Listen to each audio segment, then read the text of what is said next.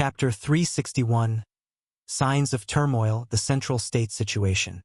As the elder doctor led Lu Qing, following the direction of the pulsations from the Jade Token, they made their way across.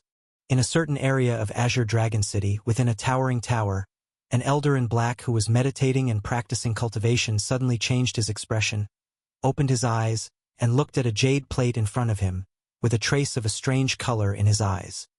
He made a calculation using his fingers for a moment, his expression gradually becoming solemn. After pondering for a short while, he shook a rope at his side. A series of pleasant sounds of copper bells rang out, and not long after, a middle-aged man dressed in gray cloth and holding an abacus entered respectfully. "Elder, may I ask what your orders are? A distinguished guest will soon arrive. Prepare yourselves, and accompany me to greet them," the elder said softly. The middle-aged man was startled, then hastily replied, "Yes, elder." But curiosity arose in his heart. What kind of person could make the normally reclusive elder take the initiative to go out and greet? Could it be one of the great families in the city, or perhaps some important figure from the city lord mansion? As soon as the middle-aged man had made the arrangements, the elder in black also came down from the tower. "Elder." The middle-aged man was about to say something when he was stopped by a gesture from the elder in black. "The distinguished guest has arrived. You come with me to greet them." The middle-aged man could only close his mouth and follow the elder outside. As soon as they stepped out, they saw the elder doctor and Lu Qing standing outside, looking somewhat hesitant. "Master, are you sure this is the place?" Lu Qing looked at the tower but saw that it was quite ordinary. It didn't even have a signboard and did not seem like the stronghold of a major sect. Only the stars and constellations carved on the door seemed to possess some mystery. It should be the right place. The disturbance received by the Jade Token originated from within this tower, the elder doctor replied. Just as Lu Qing was wondering whether to use his superpower to investigate, he suddenly saw an elder in black and a middle-aged man holding an abacus walk out from the tower. "To have friends come from afar is indeed a pleasure. My humble abode is honored by your presence.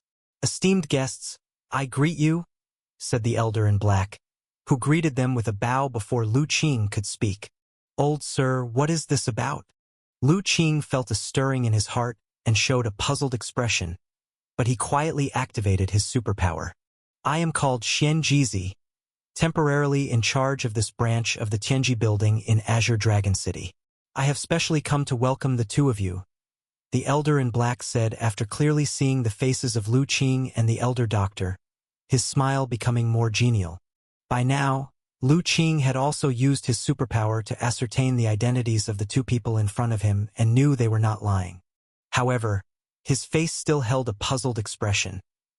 "But, old sir, how did you know that we were going to come? Could it be that the divination of Tianji building was so mysterious that it could ascertain even his and his master's whereabouts? I naturally do not possess such profound abilities to predict the coming of the two of you." Xian Jizi seemed to read Lu Qing's thoughts and said with a smile, "I knew that you would be coming because of the Jade Token that your master holds." Lu Qing looked at the Jade Token in his master's hand and suddenly understood. It seemed that the Jade Token was reciprocal. Not only could they learn the location of Tianji building, but the other party could also sense their arrival. No wonder Li Jirue had said before that as long as they brought the Jade Token to Central State, everything would become clear. So that's how it is. I am Lu Qing, and this is my master. We pay our respects to Elder Xian Jizi. Lu Qing greeted with a bow. "Indeed, you are young Master Lu and Dr. Chen Songqing. Please, come inside." Xian Jizi made a welcoming gesture. Lu Qing and the elder doctor exchanged looks, offered no refusal, and walked into the tower. Once seated inside and served tea, Lu Qing took a sip before speaking. "Elder Xian Jizi, you even know the names of both my master and me. Was this information left by Mr. Jirue?" "Indeed, Mr. Jirue once left your portraits here and said that within 1 or 2 years, you should arrive at this place. However, I did not expect that both of you would only come to Azure Dragon City now," Xian Jizi candidly admitted. "How is Mr. Jirue doing recently?" the elder doctor asked with some concern. He had quite an affection for that young man of extraordinary presence. Mr. Ji Rui had a breakthrough in his cultivation last year and has since returned to Central State's main building for secluded cultivation. Considering the time, he should be ending his seclusion about now. Xian Jizi replied openly. Oh, has Mr. Ji Rui broken through to the innate realm? Lu Qing was struck by the thought.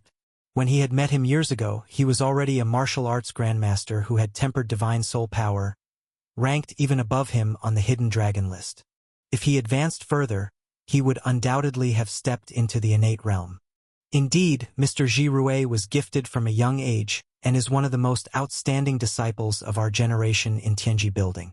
It's within expectation that he entered the innate realm, Xian Jizi confirmed. Impressive, Lu Qing praised. Xian Jizi silently appraised Lu Qing. If he remembered correctly, this young man before him had also been listed on the hidden dragon list 2 years ago, causing quite a stir at the time. Now, after more than 2 years, it was uncertain what level his cultivation had reached. However, as Xian Jizi tried to sense Lu Qing's cultivation, he found that his divine soul sensing was completely unable to penetrate the state within Lu Qing's body. It was as if there was a dense fog surrounding Lu Qing, covering all his information, making him impenetrable. Chapter 362. Xian Jizi felt a slight shock in his heart, aware that when such a scenario arises, there are generally 2 possibilities. One is that Lu Qing practiced some special secret method, capable of perfectly concealing his own aura, making it undetectable to others. The other possibility is that Lu Qing possesses an exotic treasure, capable of shielding others' divine soul power perception. He was more inclined to believe the latter. After all, Lu Qing was too young, and even if he had practiced a secret technique, his experience would likely be shallow. Moreover, according to the intelligence of Tianji Building, Lu Qing was merely in the internal organ realm 2 years ago. Even if his cultivation had advanced rapidly, at such close proximity, he shouldn't have been able to deceive him, a seasoned expert in the innate realm. Having made his judgment, Xian Jizi then turned his attention to the elder doctor. And with that look, he was once again taken aback, because he discovered that he could not grasp the cultivation level of the elder doctor either. If Lu Qing was said to be shrouded in fog, making him inscrutable, then at this moment, the elder doctor was like a picture of tranquility, no different from an ordinary old man. But Xian Jizi knew that the elder doctor couldn't possibly be just an ordinary old man. His nephew Ji Rui had made it very clear to him that this elder doctor was not only an innate realm expert with profound cultivation but also possessed merit light, far more mysterious than ordinary innate realm martial artists. It seems that this one's cultivation has greatly progressed in these 2 years, truly worthy of being a person with substantial merit light. Xian Jizi marveled in his heart. Upon first meeting them, Lu Qing and the elder doctor, this master and disciple pair, had given him quite the shock. No wonder his nephew Ji Rui had been so serious in instructing him to treat these two with great courtesy. Lu Qing naturally could sense that Xian Jizi was observing him and his master. However, he didn't mind and instead showed a humble expression. Elder Xian Jizi, my master and I have come here to inquire about some matters from you. I dare not presume to be your instructor. May I know what matters you wish to inquire about? Xian Jizi said. We want to know the current situation of the world, as well as what's going on in Central State. To be frank with you, Elder, we encountered quite a few incidents on our way here from home. Among them were even sects that openly defied the Holy Order, with their innate realm supreme elders setting up evil formations and practicing evil techniques, publicly refining the bone marrow essence blood of martial artists for their own cultivation nourishment. Such outrageous acts, however, have not led to condemnation from Holy Mountain. My master and I are quite puzzled about this and hope Elder could enlighten us. Lu Qing said with a somewhat serious expression. What, people have begun to practice evil techniques using living humans as sacrifices already? Xian Jizi was taken aback upon hearing this. Yes, the perpetrator of such evil is the Flowing Cloud sect of Yunzhou. Elder, now there are signs of unrest in various states. If Holy Mountain and the major sects of Central State don't make a statement soon, I'm afraid it won't be long before it's irretrievable. Xian Jizi fell into silence. After a moment, he sighed deeply. I never thought that the situation outside had reached such a state. Unfortunately, even Holy Mountain might be powerless to change these circumstances now. Lu Qing and his master exchanged glances and asked, Elder, why is this so? You are both exceptional talents with extraordinary gifts. You should have sensed the nine-told heaven and earth Tao sounds that reverberated not long ago, right? We did sense it. It is precisely because of this that my master and I decided to head to Central State to investigate. The nine Tao sounds signify that a great change in heaven and earth has officially begun. The spiritual energy recovery and the reappearance of evil demons. Are you aware of what this means? Xian Jizi asked. Lu Qing hesitated for a moment, then humbly said, We would like to hear more. In recent years, hasn't the world been filled with rumors that a great change in heaven and earth is imminent? This is not simply a rumor, but a truth. The recent heaven and earth Tao sound signifies that the great change of heaven and earth has truly begun, with the fabled spiritual energy starting to recover. On your journey here, you too must have also sensed the changes in heaven and earth, right? The elder doctor nodded. Indeed, there is a very peculiar energy present throughout the world. That peculiar energy is the legendary spiritual energy. Rumor has it that any innate martial artist who refines spiritual energy and uses it for themselves can push their cultivation to new heights. Considering this rumor to be true, what do you think those innate realm experts, who have been stagnant in their realm for many years, would do? In the path of martial arts, one should be brave and progressive. All martial artists seek personal strength. Surely, if there is such an opportunity, those innate realm experts will rejoice greatly. Lu Qing responded. You're not wrong, we martial artists, once we step onto the path of cultivation, naturally want to do everything we can to strengthen ourselves. At first, when spiritual energy reappeared in nature, many innate realm martial artists in Central State were ecstatic. But after a while, everyone realized that refining this nature's spiritual energy was not an easy task. Only the most ancient and unique cultivation methods could do so, and such ancient cultivation techniques were not widely spread. Even in Central State, only a handful of sects possessed them. And so a problem arose. You too should be able to guess why, right? Lu Qing thought for a moment and said, It's not the scarcity that's the issue, but the uneven distribution. The breakthrough opportunity is right in front of us. Yet because we lack the proper techniques, we are barred from entry. Those sects with ancient cultivation methods are likely to become the target of all. Exactly, it's not the scarcity but the uneven distribution. Young Master Lu truly has great talent. A few words and you point directly at the heart of the issue. Xian Jizi's eyes brightened upon hearing Lu Qing's words, and he couldn't help but praise him. You flatter me, senior. What happened next? Lu Qing asked with a blush of embarrassment. Just as you said, young master, those innate realm experts who had been stuck in their progression saw a chance for a breakthrough and, of course, could not give it up. Therefore, just as spiritual energy began to recover, conflicts erupted within Central State, with sects attacking others to seize those ancient cultivation methods. Even so, two supreme elders, innate strong people, were mobilized and they fought so fiercely that blood flowed like rivers, and living creatures were cast into utter misery. It was so fiercely fought?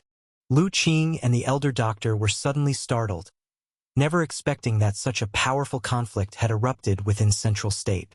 Originally, if it were just a matter of competing for cultivation methods, the two sects wouldn't have fought to such an extent. But, unfortunately, those two major sects were sworn enemies, with hundreds of years of grievances built up between them. Previously, under the mediation and suppression of Holy Mountain, although there was friction between the two sects, it was still under control. The innate realm experts from both sides rarely took action, so the casualties for both sects weren't significant. But with the changes in the world and the recovery of spiritual energy, both sects could no longer sit still. Thus, as they fought, both sides got agitated, and that led to the tragedy. I see. Lu Qing understood. Since the two major sects were sworn enemies, the battle was truly unavoidable. After all, with the recovery of spiritual energy, those sects that possessed ancient cultivation methods held the initiative. If an elder within the sect broke through their limitations and entered a completely new realm, even Holy Mountain might not be able to keep them in check. The other sect, naturally unwilling to sit and wait for death, made a decisive move and took up arms. Senior Xian Jizi, from what you've said, doesn't that mean that Central State is now in complete chaos? Lu Qing couldn't quite imagine what state Central State was in if those powerful sects were all embroiled in turmoil. The situation isn't that bad yet, Xian Jizi said. After those two major sects fought, Holy Mountain immediately intervened, issuing a holy order that no sect should engage in mutual slaughter. For this purpose, 3 Saint Masters came forth from the mountain and visited each of the major sects in turn, finally bringing the situation under control. Saint Master? Lu Qing mulled over this term, understanding that those 3 Saint Masters must be extremely formidable and unparalleled experts. Otherwise, how could they so easily subdue the restless major sects? However, Lu Qing did not believe that just by doing this, Holy Mountain could truly completely control the situation. But, Senior, such strong-arm suppression is only a temporary solution, not addressing the root of the problem. Those sects without ancient cultivation methods are unlikely to give up so easily, right? After the recovery of spiritual energy, the spiritual energy in the world would only grow denser. The longer time dragged on, the more advantageous it would be for those sects that possessed ancient cultivation methods. Lu Qing didn't believe that the other sects would be content with this. Young Master guesses correctly, those sects indeed were not so easily satisfied. Therefore, to reassure these sects, Holy Mountain made a very important decision. Chapter 363, Geniuses Emerge Frequently, the Great Favored Ones. What decision? Lu Qing asked curiously. The elder doctor also showed a listening expression. The 3 Saint Masters harbored care for the world and, in order to prevent those sects without ancient cultivation techniques from instigating conflicts and plunging Central State into turmoil, they ultimately decided to reveal 3 ancient cultivation methods from Holy Mountain for all cultivators to comprehend. Xian Jizi explained. Holy Mountain actually has such boldness? Lu Qing was quite surprised upon hearing this. This answer was somewhat beyond his expectations. However, after thinking it over, he felt this was indeed a good method. At least it could ensure that the sects in Central State were not so on edge. But this approach wasn't for everyone. People are inherently selfish, and it requires considerable boldness to publicly share a powerful cultivation method in one's possession. Indeed, the breadth of mind of the 3 Saint Masters is vast and magnificent, truly a model for us cultivators, Xian Jizi said with respect. By this point, Lu Qing had finally understood why there had been disturbances in other states, but Central State had yet to act. It turned out the major sects were all busy pursuing their own interests. Those innate realm experts within the sects must be fully engrossed in comprehending the ancient cultivation techniques that allow for the refinement of spiritual energy, leaving them no time to care about the troubles in other states. Of course, this also somewhat eased Lu Qing's mind. Since Central State wasn't truly in chaos yet, they could still enter. Young Master Lu, Dr. Chun, might I ask what brings you to Central State this time? Xian Jizi inquired. To speak candidly and not to invite laughter from my senior, Mr. Ji Rui once said after my master broke through to the innate realm that as long as one was willing to follow the Holy Mountain's decrees, one could earn an opportunity to comprehend it. I wonder, does this promise still hold? Lu Qing was somewhat worried whether, after all these changes in Central State, that so-called opportunity promise was still valid. It's for this matter, Xian Jizi said, suddenly chuckling. Young Master Lu need not worry. Holy Mountain is still under the control of the 3 Saint Masters, and that promise naturally remains valid. In fact, not long ago, a newly advanced innate realm expert went to Holy Mountain to comprehend, and it would certainly be no problem for Dr. Chan to go as well. That puts us at ease. Lu Qing felt a slight relief. Following this, the 3 of them chatted idly for a while, and Lu Qing took the opportunity to learn quite a bit about the current situation in Central State. Feeling quite satisfied, and just as he was about to bid farewell to his master, he suddenly remembered something. He then asked, "By the way, Elder Xianjizi, I have one more thing to ask. Please feel free." Xianjizi had grown quite fond of Lu Qing after their conversation. This young man was eloquent and knowledgeable, especially his insights in martial arts, which he found quite enlightening. Today, as we entered the city, we saw the three characters Azure Dragon City, carved above the city gate, which seemed deeply significant. Yet a guard at the city gate advised us not to casually comprehend the implications of the characters. His demeanor appeared sincere, truly cautioning us in earnest. "May I ask, Elder Xianjizi, do you know why? A guard at the city gate?" Xianjizi pondered for a moment, his expression suddenly changing. "Was the guard who cautioned you a young man of not great age?" Indeed, the young man had a fair complexion and an extraordinary bearing, not seeming like an ordinary guard. Lu Qing remarked. "That must be him. The one who cautioned you is likely the third young Master Ji from within Azure Dragon City. As for his reason, it is somewhat complex." "Oh? I would like to hear the details." "With your martial expertise, you must have observed that the inscriptions on the city gate contain a special atmosphere that can shake one's soul. Honestly, those characters were carved over 100 years ago by a peerless expert, well known in Central State, shortly before his impending demise. This peerless expert was a remarkable person. He lived a carefree life, without a wife or children, and had no successor. Over 100 years ago, knowing his end was near, he decided to leave Central State to wander. He was just passing through Azure Dragon City at that time, and while in a spontaneous mood before his departure, he carved the three large characters onto the city gate. He then left, disappearing without a trace, and never returned to Central State. Some say that during his travels, his time came and he died in a foreign land. Others believe that in his travels, he unraveled the mysteries of life and death, stepped into another supremely profound realm, and ascended to the beyond.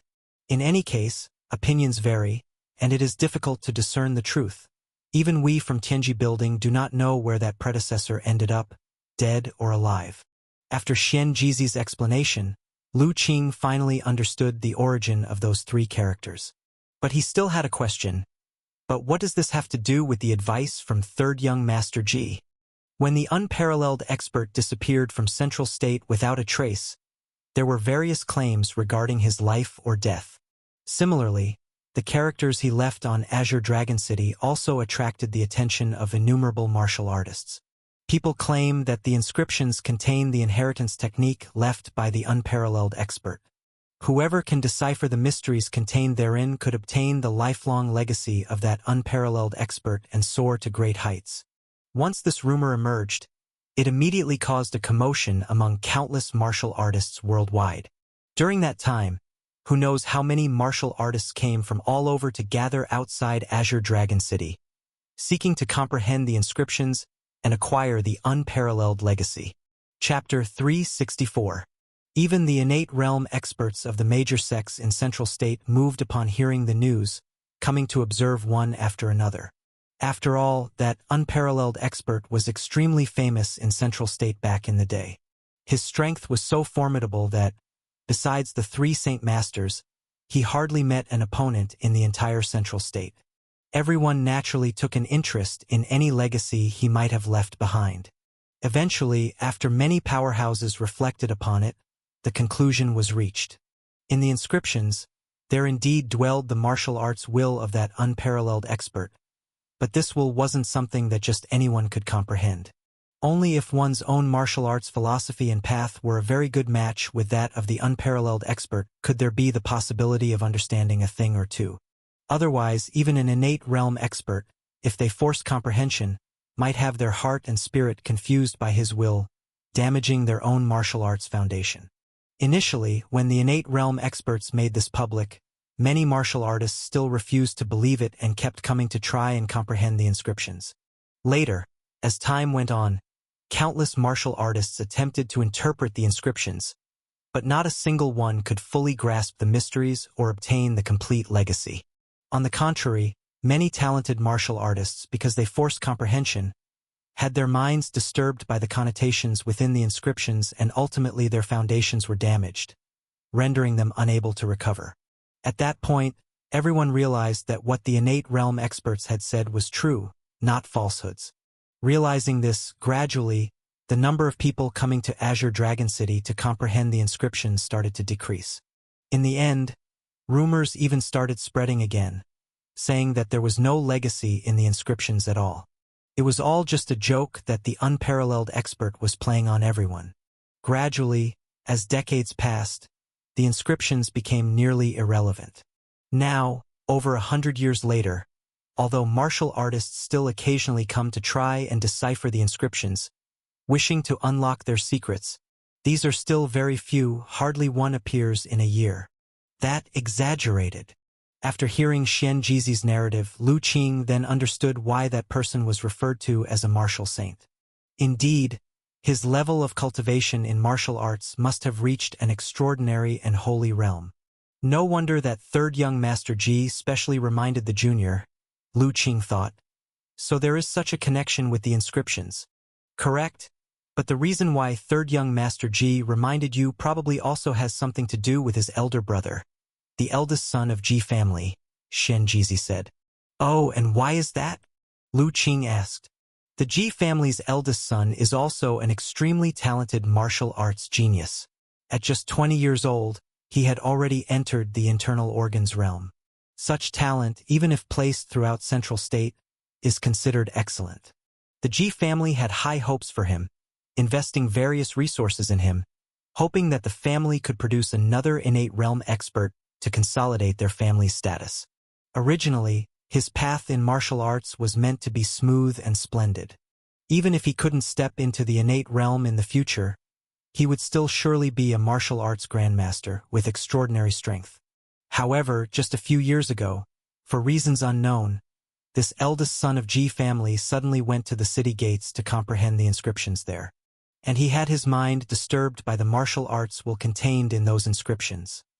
Not only was his already greatly accomplished cultivation in the internal organs realm almost completely wasted, but even his sanity became chaotic. Every day he would stare blankly at the skyline, mute and unresponsive to anyone. This not only shocked the Ji family but also infuriated the Ji family master. In a fit of rage, he expelled his eldest son, now nearly depleted of cultivation, from the family, and no one could persuade him otherwise. As for that third young Master Ji, it is said that he has always greatly admired his elder brother and was shocked upon hearing this. He was traveling around Central State at the time, but rushed back home, sleepless and restless for several days, after learning of it.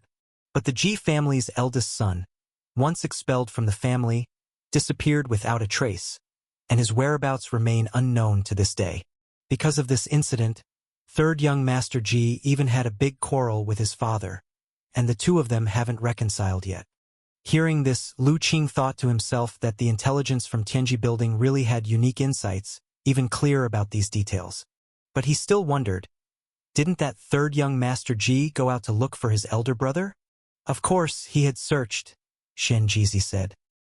He went out looking for 2 years, but the world is so vast, it's not easy to find one person. In the end, he searched all over the world and didn't find him. After returning to Azure Dragon City, heartbroken and disheartened, he ended up taking a minor position in the City Lord Mansion and just idled his days away. Is that so? Lu Qing suddenly realized. However, he slightly disagreed with Xian Jizi's last statement. Idling his days away? That's not quite right. Lu Qing remembered the information he had gathered before on the third young Master Ji, a flicker of amusement appearing in his eyes. Of course, these things weren't of much concern to him, so he didn't plan to intervene. I didn't expect such goodwill from the third young Master Ji. It seems I must find an opportunity to properly thank him. Lu Qing said, By the way, Senior Xian Jizi, my master and I have already disturbed you long enough. We still have others with us, and to keep them from worrying, we won't trouble you any further. You're leaving already? Xian Jizi was slightly surprised. After trying to make them stay a bit longer, Seeing that Lu Qing and his company were indeed ready to leave, he finally stood up to see them off. After the figures of Lu Qing and his companion had disappeared, a middle-aged man holding an abacus quietly appeared behind him. "Elder, are these two the ones that Ji Rui specifically instructed 2 years ago to watch out for?" "Indeed. I thought they would come here last year. Didn't expect it to drag on till now. But I see that both of them seem ordinary, not as mysterious as what Ji Rui had said. And the relationship between the master and disciple is somewhat strange. It seems that the young Master Lu is in charge." The middle-aged man voiced his doubts. "Ordinary." Xian Jizi shook his head, his gaze unfathomable. "These two are truly inscrutable. Not just you, even I might not be a match for them if it came to a confrontation." "Elder, how could that be?" The middle-aged man was shocked. He was aware of the elder's cultivation and its profound realm. Along with the mysterious secret techniques of Tianji building, it could be said that though the elder was inconspicuous, he was in no way inferior to the supreme elders of major sects. Yet he now claimed he was not a match for the two.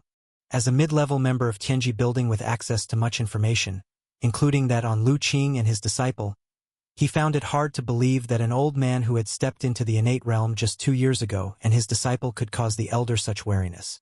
"Nothing is impossible," Xian Jizi sighed. "With the changes in the world and the revival of spiritual energy, it's destined that many such unfathomable and exceptional geniuses will emerge." Not long ago, didn't news come from the main hall stating that a disciple of the Heavenly Spirit sect, during the sect's grand competition, comprehended an exceptional sword Dao technique and swept through all his opponents? Furthermore, he, while at the peak of the internal organs realm, challenged an elder in the innate realm and barely won. And in Xingkue sect, an originally mediocre inner sect disciple, who knows what fortune he encountered, overnight entered the Dao. Starting from the early internal organs realm, he broke through several stages successively and eventually achieved the innate, stunning the entire sect. Such heaven-defying, exceptional talents, horrifying geniuses who in the past would emerge maybe once every few decades, or even a century were rare. Now, their frequent emergence indicates that under the changes of heaven and earth, those supreme geniuses who are born with providence will become more numerous. Who can guarantee that this young Master Lu isn't one of them? No, perhaps it should be said, he is one of them. Xian Jizi thought of what Ji Rui had once told him, musing inwardly. Only he didn't expect that what Ji Rui had said was that the young Master Lu could very likely be a person of great heavenly fate, hard to see through. But upon meeting today, he found that his master was equally elusive, extremely mysterious. Could it be that this heavenly Dao Qi fortune not only appears among the younger generation? Could it be, like themselves, these old men, that they too might receive the favor of the heavenly Dao? A bizarre thought suddenly arose in Xian Jizi's mind. Chapter 365, The Great Leisurely Sword, Lu Qing's Will. Master, I hadn't expected such turmoil in Central State due to the recovery of spiritual energy. It's no wonder that the other states experienced such incidents, and yet Holy Mountain did not intervene to mediate. On the way back, Lu Qing said to the elder doctor, I don't even know if our coming to Central State was right or wrong. The elder doctor said with some concern. The situation in Central State had become so unpredictable, and he genuinely worried about what might come next. Moreover, this technique that can refine spiritual energy is so precious that even major sects would fight over it. Ah Qing, it seems we need to be more cautious when we practice the Qi eating skill in the future. The elder doctor reminded. Disciple understands.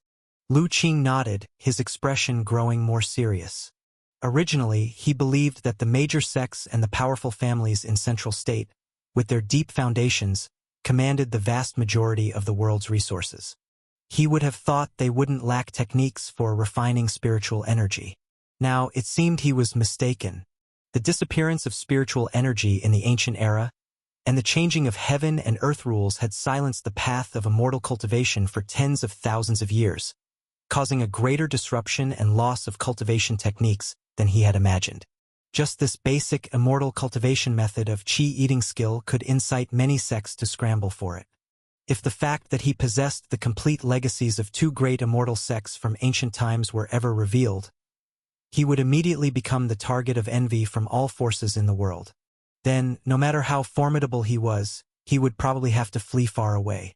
By the way, Master, about what Shen Jizi said earlier, about the martial arts connotations in the inscriptions on the city gate, what do you think? Lu Qing asked. The elder doctor thought for a moment and replied, I didn't feel anything improper about the martial arts connotations. The senior who left the inscription must have been a carefree person. The martial arts connotations he left behind were full of leisurely intent. I gained a lot after pondering over it for a while. Lu Qing reflected thoughtfully. He hadn't sensed any danger from the inscription either. He just didn't know whether it was a misconception or if there was some other mystery to it. After returning to the inn, Lu Qing ordered a table full of dishes and called everyone out to join. After eating their fill, they all returned to their rooms to rest. Little Yen and Little Li naturally slept in Lu Qing's room, and after they had eaten, they finally felt sleepy, no longer making any fuss, and climbed into bed to rest. Lu Qing, however, wasn't tired at all. Sitting in a chair in the room, he sat cross-legged in meditation. Only when he felt that the two little ones were asleep did he quietly activate his superpower, ready to learn and comprehend the martial arts legacy contained in the inscription. Do you wish to start learning? With a slight shift in thought, Lu Qing chose to learn. The next moment, a familiar scene appeared, and a myriad of martial arts insights emerged from the depths of his mind. Lu Qing closed his eyes and silently received this vast information. A moment later, when he opened his eyes again, they held a trace of astonishment. So it turns out the legacy left by this martial saint is so domineering. To practice this technique, one must first discard all of their cultivation and start anew, recultivating the foundation of martial arts before they can begin. The legacy hidden within the city gate's inscription was a technique known as the Great Leisurely Sword. It was a set of swordsmanship but also a very complete technique, which could be cultivated from the Qi blood realm all the way to the innate perfection realm. It could be said to condense the martial saint's lifetime of cultivation essence and his philosophical vision of martial arts. If it leaked to the outside world, even those top-tier sects would probably be unable to resist the urge to seize it. However, the Great Leisurely Sword, named for leisure, was in fact very domineering. To successfully master it, one had to discard their own cultivation, retrain their foundation, and start all over again. No wonder Shen Jizi said that the eldest son of Ji family nearly wasted his cultivation and became mentally distracted after contemplating the inscription. Presumably, he had realized something from the inscription and decided to willingly discard his cultivation. After contemplating the inscription's legacy for a while, Lu Qing understood why the eldest son of Ji family ended up in such a state. He just didn't know why he didn't explain the reason to his family, resulting in being expelled from the Ji family. Or perhaps the Ji family actually knew the inside story. The so-called expulsion from the family, was it just a ruse, a way to cover up for their eldest son to obtain the martial saint's legacy? Lu Qing pondered for a moment, shook his head, and no longer cared about the matter. Regardless of the truth, it had little to do with him. After all, they were leaving Azure Dragon City tomorrow. Lu Qing once again focused his attention on the Great Leisurely Sword. This Great Leisurely Sword has such harsh requirements for cultivation. It is not suitable for me. However, some of the explanations about the innate realm sword principle and sword intent are quite unique and can be absorbed and integrated into my own will. The Great Leisurely Sword technique was too domineering. Entering its threshold required the abandonment of one's cultivation, something Lu Qing would naturally not do. The technique had its uniqueness, and its power was not bad, pointing directly to innate perfection. To the entire world, it was unparalleled and could provoke a frenzy among martial artists. But in Lu Qing's eyes, it was just that. Compared to the Divine Talisman sect legacy in his mind, and the Li Hua sect legacy, it was far inferior. Even the technique left by Li Weitian in the Jade Cave was not inferior to it by much. Chapter 366. The Great Leisurely Sword, Lu Qing's Will Part 2. He couldn't possibly cripple his cultivation for a technique that could only be described as decent at the innate level. Such an act would be as foolish as giving up a watermelon for a sesame seed. Of course, he didn't need to cultivate the technique, but the martial principles within the great leisurely sword were still very much worth Lu Qing's study and reference. After all, this was the martial essence of a martial arts expert's lifetime, which was still very enlightening for him. Previously, Master grasped some principles from carving and felt it was similar, just extracting the essence and discarding the dross. His elder had already comprehended a complete innate domain, forming his own unique style of martial arts. Just in terms of insights into the realm, he probably wasn't much different from this martial saint. There's absolutely no need to follow in anyone else's footsteps. All he needed was to continuously absorb and integrate, embracing the strengths of hundreds of schools, to perfect his own path of martial arts. Lu Qing took a deep breath, calmed down all kinds of thoughts in his heart, and once again delved into the great leisurely sword. This time, he no longer focused on the basic cultivation methods but concentrated on the sword expositions of the martial saint, continuously absorbing and comprehending. Time slowly passed, and Lu Qing remained seated in the chair. His aura, however, subtly changed. From its initial stability like a mountain, it quietly shifted towards a more ethereal and elegant direction. An hour later, Lu Qing's aura suddenly changed, turning his entire being elusive as if he existed in a second space, void and elusive, as if he had vanished. This sudden change shook little Li, who had been sleeping next to little Yan's head, awake in an instant. It quickly looked in Lu Qing's direction, and when it saw Lu Qing's figure, confusion appeared on its face. For a moment, Lu Qing seemed to have disappeared. Even his life aura was undetectable. Thought something had happened. Now that Lu Qing was vividly seated before it, little Li felt quite befuddled. "It's nothing, little Li. I am just cultivating a technique." Lu Qing, seeing little Li awaken, quietly explained. Hearing that Lu Qing was cultivating a technique, little Li realized at once. It knew Lu Qing often practiced some peculiar and ancient cultivation methods. If that was the case, it was understandable. However, this had dispelled its drowsiness considerably, and it simply lay on the bough, watching Lu Qing practice. After calming little Li, Lu Qing continued to ponder the things he had cultivated. He extended his hand, and an invisible sword intent condensed. A sense of clarity immediately enveloped his entire body. Little Li's eyes immediately widened slightly. That was it. The sensation it had detected earlier when all of Lu Qing's aura had suddenly disappeared as if he didn't exist in the room. Carefree sword intent. Quite interesting. Lu Qing carefully sensed his newly condensed sword intent, a hint of intrigue appearing on his face. This sword intent had just been formed by integrating some of the sword principles and insights from the great leisurely sword into his own intent. Thus, he tentatively named it the Carefree Sword Intent. Due to his superpower, Lu Qing's realm insights had always been much higher than his cultivation level. Just like now, his cultivation was merely at the perfection of the internal organ realm, but he had already stepped into the realm of intent, comprehending his complete intent. His realm was higher than many who had achieved great success in the innate realm. Additionally, the intent that Lu Qing comprehended was different from that of ordinary innate realm martial artists. The intentions of an ordinary innate realm are closely related to the cultivation method and weapon they practice. For example, those proficient with the sword in the innate realm often comprehend sword intent or stick intent if they favored swordsmanship or stick techniques. But Lu Qing was different. Because of his superpower, no matter what martial arts he practiced, he could master it quickly, deeply understanding it and reaching a high realm. What's called the bottleneck of comprehension was almost non-existent for him. Therefore, when he initially entered the realm of intent, the intent he comprehended was also extremely special. It was all-encompassing, tolerant of myriad intents, and could evolve myriad intents. Regardless of what martial arts intent, Lu Qing could absorb and integrate it into his own, and evolve it at any time.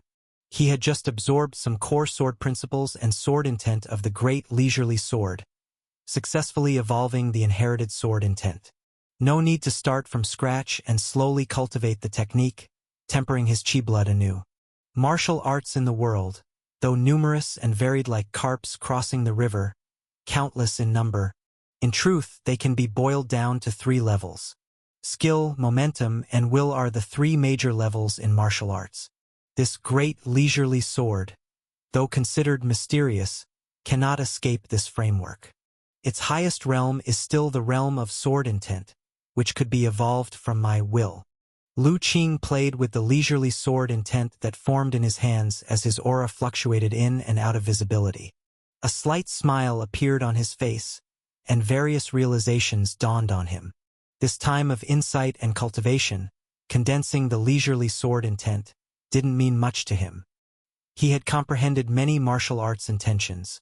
One more leisurely sword intent was just icing on the cake. What truly brought him great gains was using this opportunity to review his martial arts learning, deepening his comprehension of the will realm one more layer.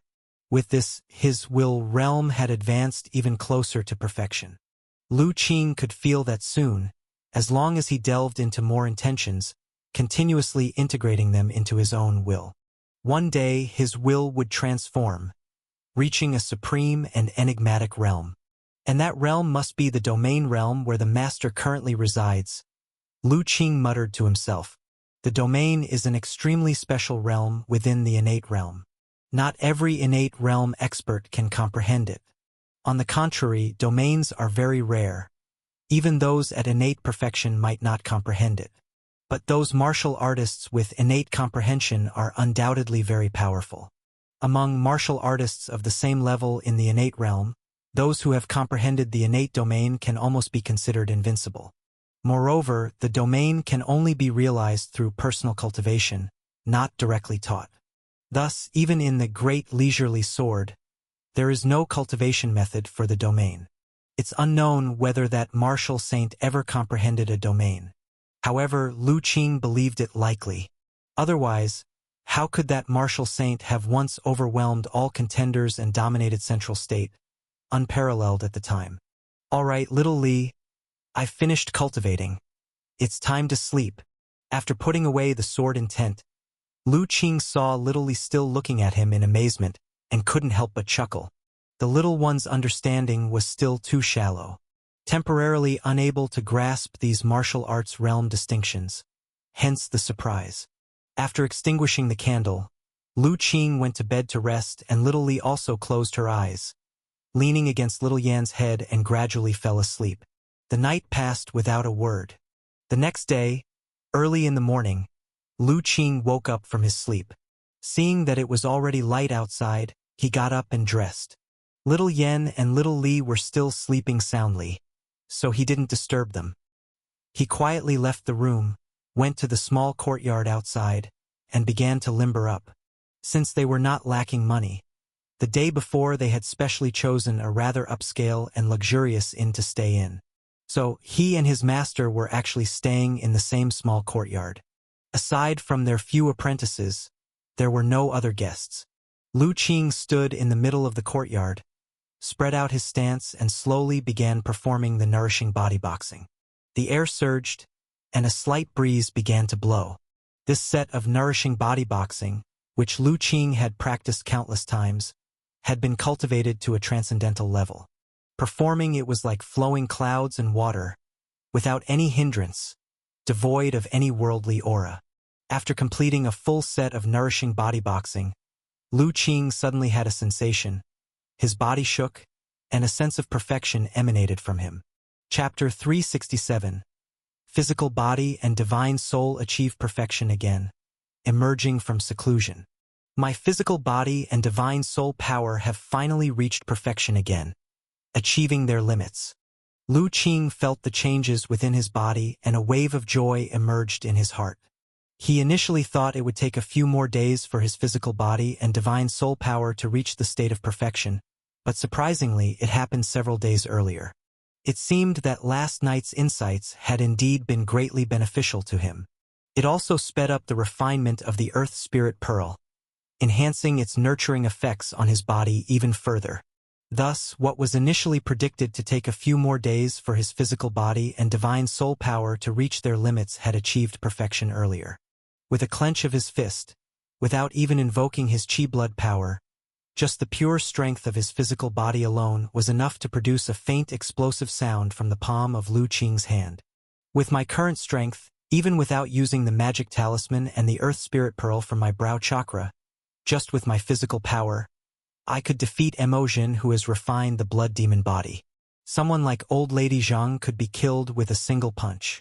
Moreover, my path of cultivation complements itself.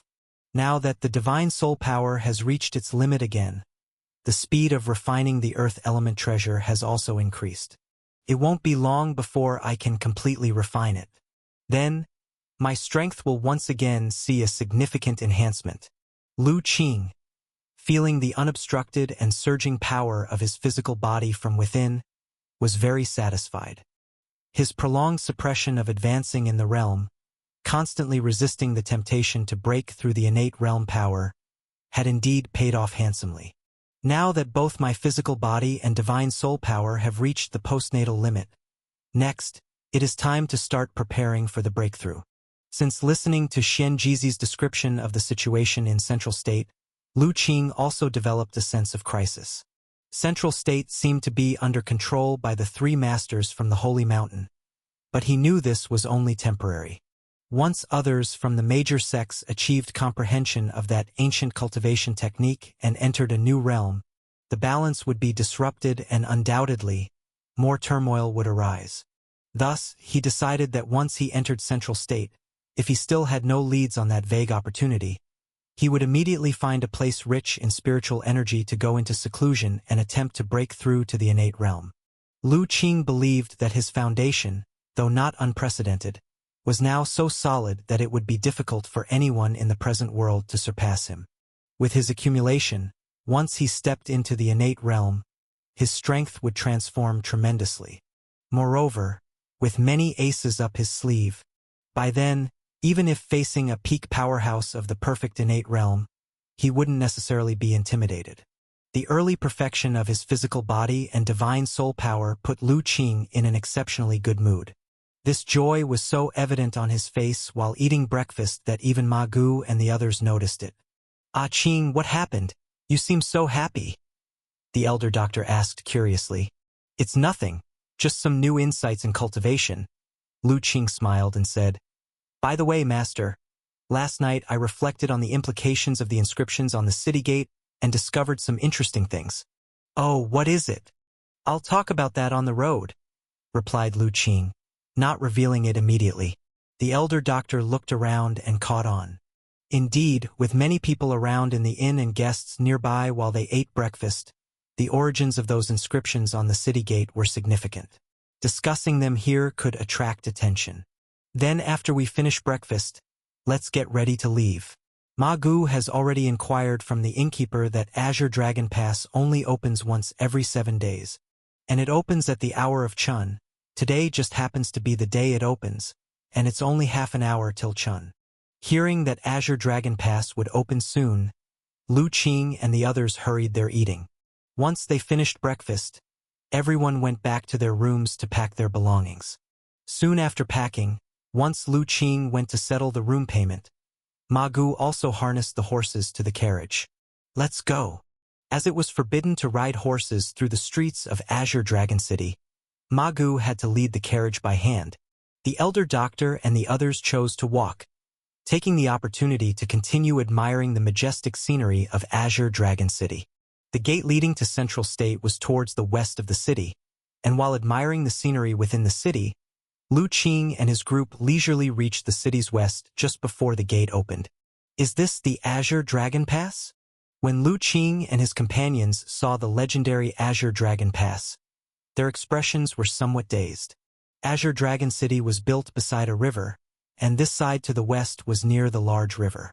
Faintly, Lu Qing could still hear the sound of the river's flowing waters. Standing before them now was a massive city gate, about 10 or more zhang wide and 30 to 40 zhang high. Above the city gate were 3 large inscribed characters: Azure Dragon Pass. These 3 characters, showing signs of decay, seemed to have been eroded by wind and rain for thousands of years, carrying an ancient and profound significance. Even though there were no martial arts intentions on it, The ancient implications brought by the baptism of the years were even deeper than those three characters inscribed by the martial saint on the East Gate. This western gate is much more majestic and atmospheric than the East Gate used for entering the city, Lu Qing remarked admiringly. Indeed, it does seem more like the main gate in comparison. Ma Gu and the others nodded in agreement. There are so many people wanting to pass through the gate. Wei Zian looked around. At that moment, nearly 1,000 people gathered in front of the passport waiting to depart. Many were in groups that looked like merchant caravans, some with over 100 people. Their carriage parked there was, quite literally, inconspicuous. Chapter 368. However, this suited Lu Qing's will just fine. Their carriage, after all, was engraved with an array, and although he had deactivated the array for now, one could still see some runes on the body of the carriage if they looked closely enough. If they encountered someone knowledgeable, it might attract unwanted attention. Though they feared nothing, they were about to enter the city gate, and naturally preferred less trouble to more, with a lower profile being the better. The city gate is about to open. As everyone was waiting, suddenly, from who knows where, someone shouted loudly, immediately shifting everyone's attention. Lu Qing also turned his gaze toward the city gate direction. Ha! A coordinated shout rose, and on both sides of the city gate, more than 20 topless Great Han, each grabbing a massive winch with both hands, their chi blood exploding, faces flushed red, strained as they turned the winch. Boom, boom. As the winch rotated, a crack appeared in the middle of the city gate, and the two gates slowly retracted to either side. Good Lord, even the gate pullers are martial artists above great success in the muscle bone realm. No wonder Azure Dragon Pass only opens once every 7 days. Lu Qing felt the chi blood bursting forth from those turning the winch, his eyebrows raising slightly. Not a single one of these dozens of Great Han had a martial arts cultivation below great success in the muscle bone realm. The most powerful was already in perfect blood chi realm, just a step away from the internal organ realm. Such powerhouses in the larger states outside could easily find a small city and live very comfortably. They could start a faction and live a comfortable life. But here they served as laborious gate openers. Indeed, this checkpoint city had profound foundations. However, the city gate was indeed very heavy. Who knows how much manpower and resources were used when it was originally constructed. Accompanied by loud shouts, with the effort of the topless Great Han, the city gates gradually opened to either side. At the same time, a wave of vapor came from outside, and the sound of a tremendous flow of water also instantly surged into the city. Feeling this abundant vapor, Lu Qing slightly widened his eyes. From this vapor, he felt an abundant supply of spiritual energy. After half an hour more, the gates were finally fully opened by the effort of the group of Great Han. At this point, their faces appeared somewhat weary, panting as they rested to the side. One could imagine just how much effort it took them to merely open this city gate. The city gate is open. Those who want to pass through, line up immediately. After paying the toll, you may enter. A loud voice rang out. Following this announcement, those waiting immediately lined up quite orderly. In front of a large city like Azure Dragon City, no one dared to cause trouble. Everyone adhered strictly to the rules. Lu Qing and his group also led their carriage, lining up at the back of the queue. As many people were entering, they waited almost an hour before it was their turn at the checkpoint. Sir, we wish to enter. Ma Gu approached and said to a Wu Wei Han sitting in front of a table, who was writing something on a ledger. 5 people in total, plus 1 carriage, Ma Gu said politely. The Wu Wei Great Han looked up, glanced at Lu Qing and the others, paused on Little Yen a moment, then looked at their carriage behind them. He then continued to write, 5 liang per person for the toll, children are exempted. 1 liang for the carriage, 21 silver in total. Yes, sir. Here is the toll we are paying. Ma Gu handed over a money pouch. The Wu Wei Great Han took the pouch, paused for a moment, weighed it, and then opened it, immediately pouring out 2 shiny silver ingots. He then took another ingot from the pouch, pinched a corner off it, and stuffed the cornered silver ingot back into the pouch, throwing it back to Ma Gu. I have always distinguished between public and personal affairs. I do not accept any excess money. Keep the remaining silver. Ma Gu took the purse with a somewhat embarrassed expression on his face. However, he did not dare to say much, and after respectfully performing a bow, he put away the purse. Lu Qing watched this scene. His gaze flickered slightly, and without revealing his feelings, his eyes lingered for a few moments on the majestic Great Han. After paying the toll for the pass, Lu Qing and the others began to leave the city. As they crossed the city gate and came to the outside, they were once again stunned by the scene before them. Outside the city gate was a huge platform that could accommodate tens of thousands of people at the same time, and below the platform was a broad, majestic river. A magnificent and spectacular bridge, tens of meters wide, connected to the forefront of the platform, spanning across the river and almost endless to the eye. Looking at the turbulent, surging river below their feet, and the gigantic bridge across the river resembling a mighty dragon, Lu Qing could not help but exclaim, "It truly deserves to be called the top pass in the world, Azure Dragon Pass." The miracle-like landscape alone was enough to make him feel that this trip was worthwhile. The elder doctor and the others were also shocked by the splendid view before their eyes. It took a while before they regained their composure. Truly, the world is vast with wonders. I used to think I had experienced much, but now I realize I was just a frog in the well, sighed the elder doctor. As for Ma Gu and Wei Ziyan, they were even more excited. If they had not followed Lu Qing to Central State, how would they have been able to witness such a soul-stirring, magnificent scene? "Master, let's go," Lu Qing remarked as most of the people ahead had already started crossing the bridge. The elder doctor nodded, and they began to walk forward. Such a spectacular view naturally demanded proper admiration. Lu Qing and his party decided it was better to walk across the bridge. Thus, Ma Gu continued to pull the cart, and Lu Qing carried little Yen towards the bridge. As for little Li, who always hated water, had already burrowed into Lu Qing's arms. "Xiao Lian, once you're at Xuanxin sect, remember to focus on your cultivation diligently. If you can become a disciple of Xuanxin sect, it will be like ascending to the heavens in one step. This time, thanks to the young master of the Ji family, I managed to gather the silver beforehand to buy you a spot. You mustn't waste it." "But Daddy, the entrance examination for the disciples of Xuanxin sect is notoriously difficult. I've only just reached the perfect blood Qi realm. How could I possibly pass?" "If you can't pass, then go find your uncle. He's an outer elder of Xuanxin sect. He will surely have a way. But uncle has always disliked our family. How could he possibly help? Even if he dislikes us, you are still his niece. If not for him, how would your mother have died? If he dares not to help you, I will bring your mother's spirit tablet and confront him myself." As they were about to ascend the bridge, Lu Qing suddenly heard this conversation. One of the voices sounded somewhat familiar. Looking back, he saw several people standing nearby, a middle-aged man speaking earnestly to a beautiful young girl. The middle-aged man, with graying hair at his temples, was none other than the city guard who Lao San they had encountered when entering the city yesterday. Seeing his daughter still hesitant, Hu Lao San's expression darkened as he scolded, "Just remember, you must do your best to be accepted into Xuanxin sect. Understand? Otherwise, I will disown you as my daughter." "Daddy, don't be angry. I promise I will. If I fail the examination, I will ask uncle for help." The girl hurriedly promised upon seeing Hu Lao San angry. "Just remember that." Hu Lao San's expression softened.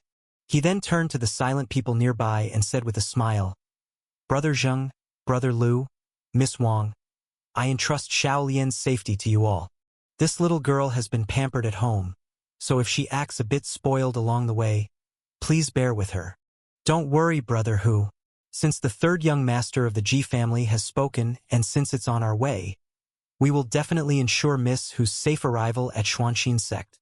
As they walked further away, and with the sound of the rushing water below drowning out the conversation, Lu Qing gradually could not hear the rest. However, He did not mind much and continued walking forward, holding little Yen. Chapter 369. The Rift from 100,000 years ago, Suppression of Rules, Chance Encounter. Truly grand and majestic, a wonder of the world. Walking on the bridge, Ma Gu looked at the surrounding scenery and couldn't help but let out an exclamation of amazement. At this moment, they had already traveled a considerable distance on the bridge. Beneath their feet rushed the surging waves of the river. At the sides, mist enshrouded, and in the distance, bathed in the morning sun that tinged the sky with orange-red, the view looked absolutely magnificent. It's said that the river beneath us stretches endlessly, capable of leading all the way to the southern seas. I wonder if it's true, Wei Ziyan also said. That is indeed true, the elder doctor nodded. Lu Qing, on the other hand, was sensing the spiritual energy in the space around them. He could feel that as they continued to walk forward, the spiritual energy around them was gradually becoming denser. This made him even more anticipatory about what kind of scenery awaited them once they truly entered the central state. The river at Azure Dragon Pass was immensely vast. They walked for quite some time before barely reaching the end of the bridge. Lu Qing estimated the bridge's length to be more than 1,000 zhang, which meant that the raging river at Azure Dragon Pass spanned over 3,000 meters in width. No wonder Azure Dragon Pass was acclaimed as the greatest in the world. With such a natural moat, apart from the innate realm experts who could walk on water, even martial arts grandmasters would find it extremely challenging to cross this river. Given its extraordinary breadth and rapid currents, no one knew what perils lay beneath the water. Although martial arts grandmasters had prolonged breath and great vitality, allowing them to hold their breath underwater for extended periods, it was not certain they could come and go as they pleased. Descending from the bridge, what Lu Qing and the others saw was a completely different scene. Before them stood a cliff soaring into the clouds, spanning across the land like a barrier between heaven and earth, its peak not visible to the naked eye. People standing at its base, in comparison, seemed as insignificant as ants. On the cliff face was a straight crack, running from top to bottom, piercing through the entire cliff as if some formidable force had split it apart. And through this crack, Lu Qing and his companions were about to pass. Could this crack in the cliff have been made by a man? Said Wei Ziyan upon seeing this, his voice full of awe and wonder. Nonsense. This cliff stretches impossibly high. It's beyond sight. How could it be made by a man? If so, wouldn't that person be an immortal? Ma Gu was about to argue, but in mid-sentence he found himself staring, eyes wide, turning his head towards Lu Qing. He remembered Lu Qing mentioning that immortals had existed in ancient times. Ma Gu, don't look at me like that. This crack has been here for who knows how many tens of thousands of years.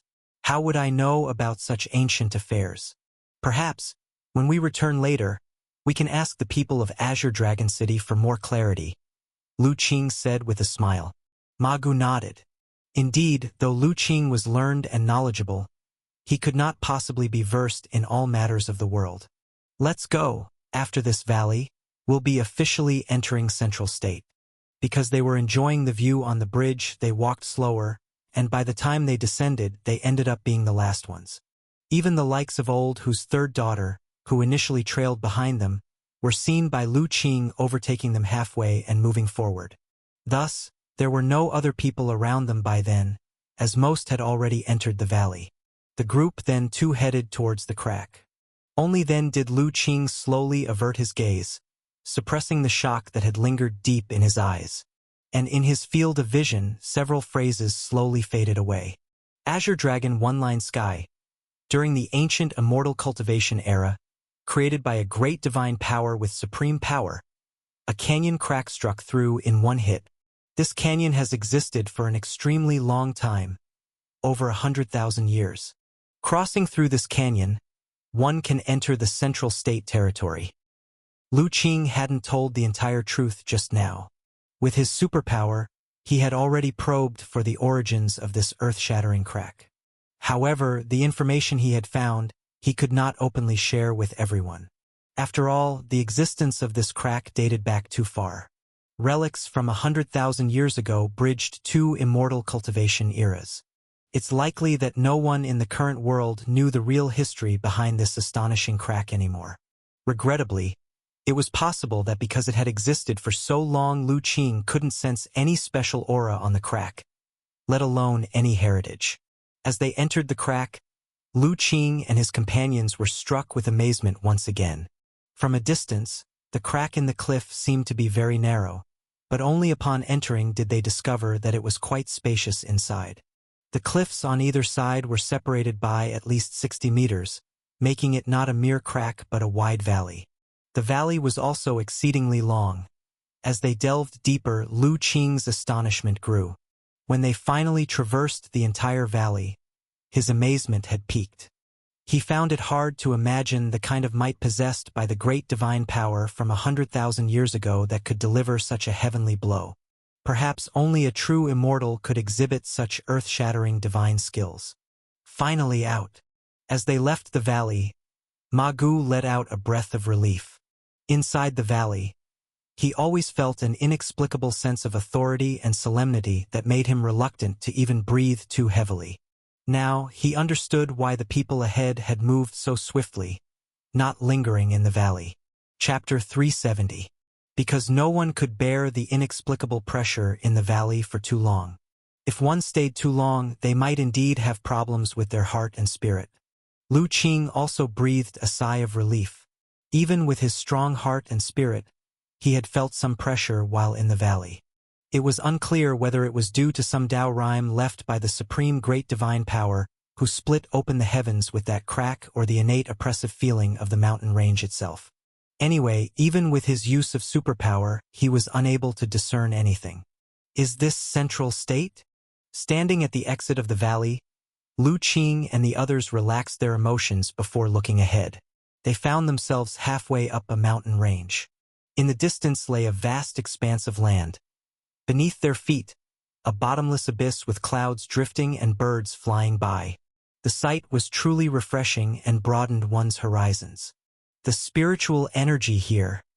Lu Qing sensed the air for a moment, his eyes widening slightly.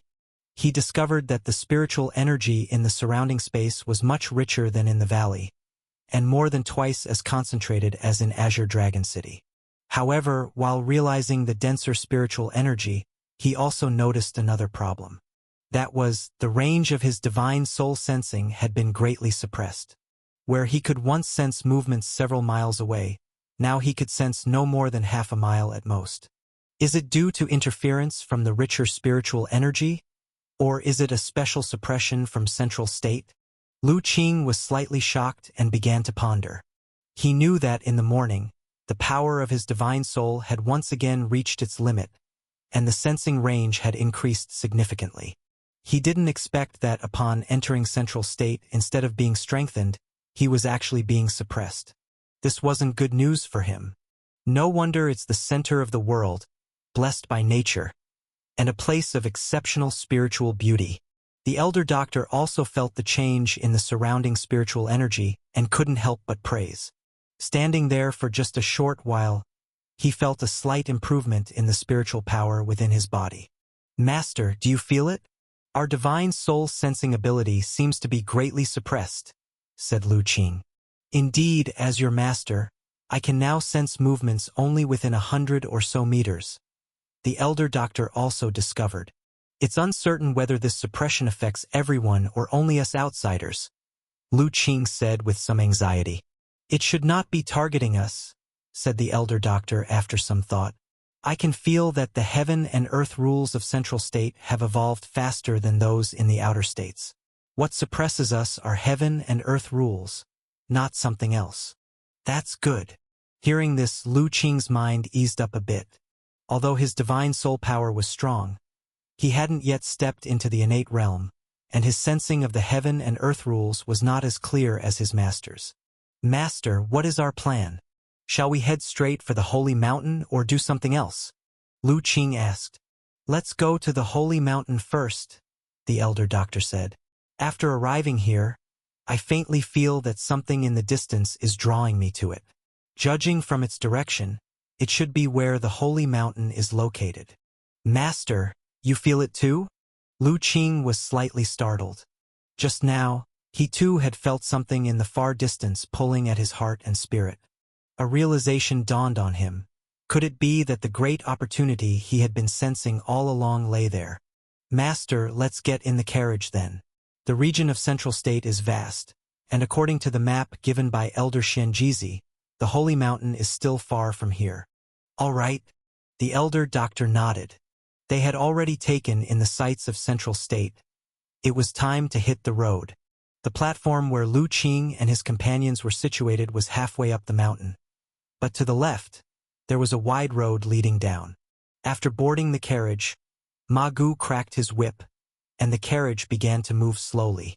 However, Lu Qing still did not activate the carriage's array. Central State was a place where dragons and tigers hid. The carriage's array was rather conspicuous.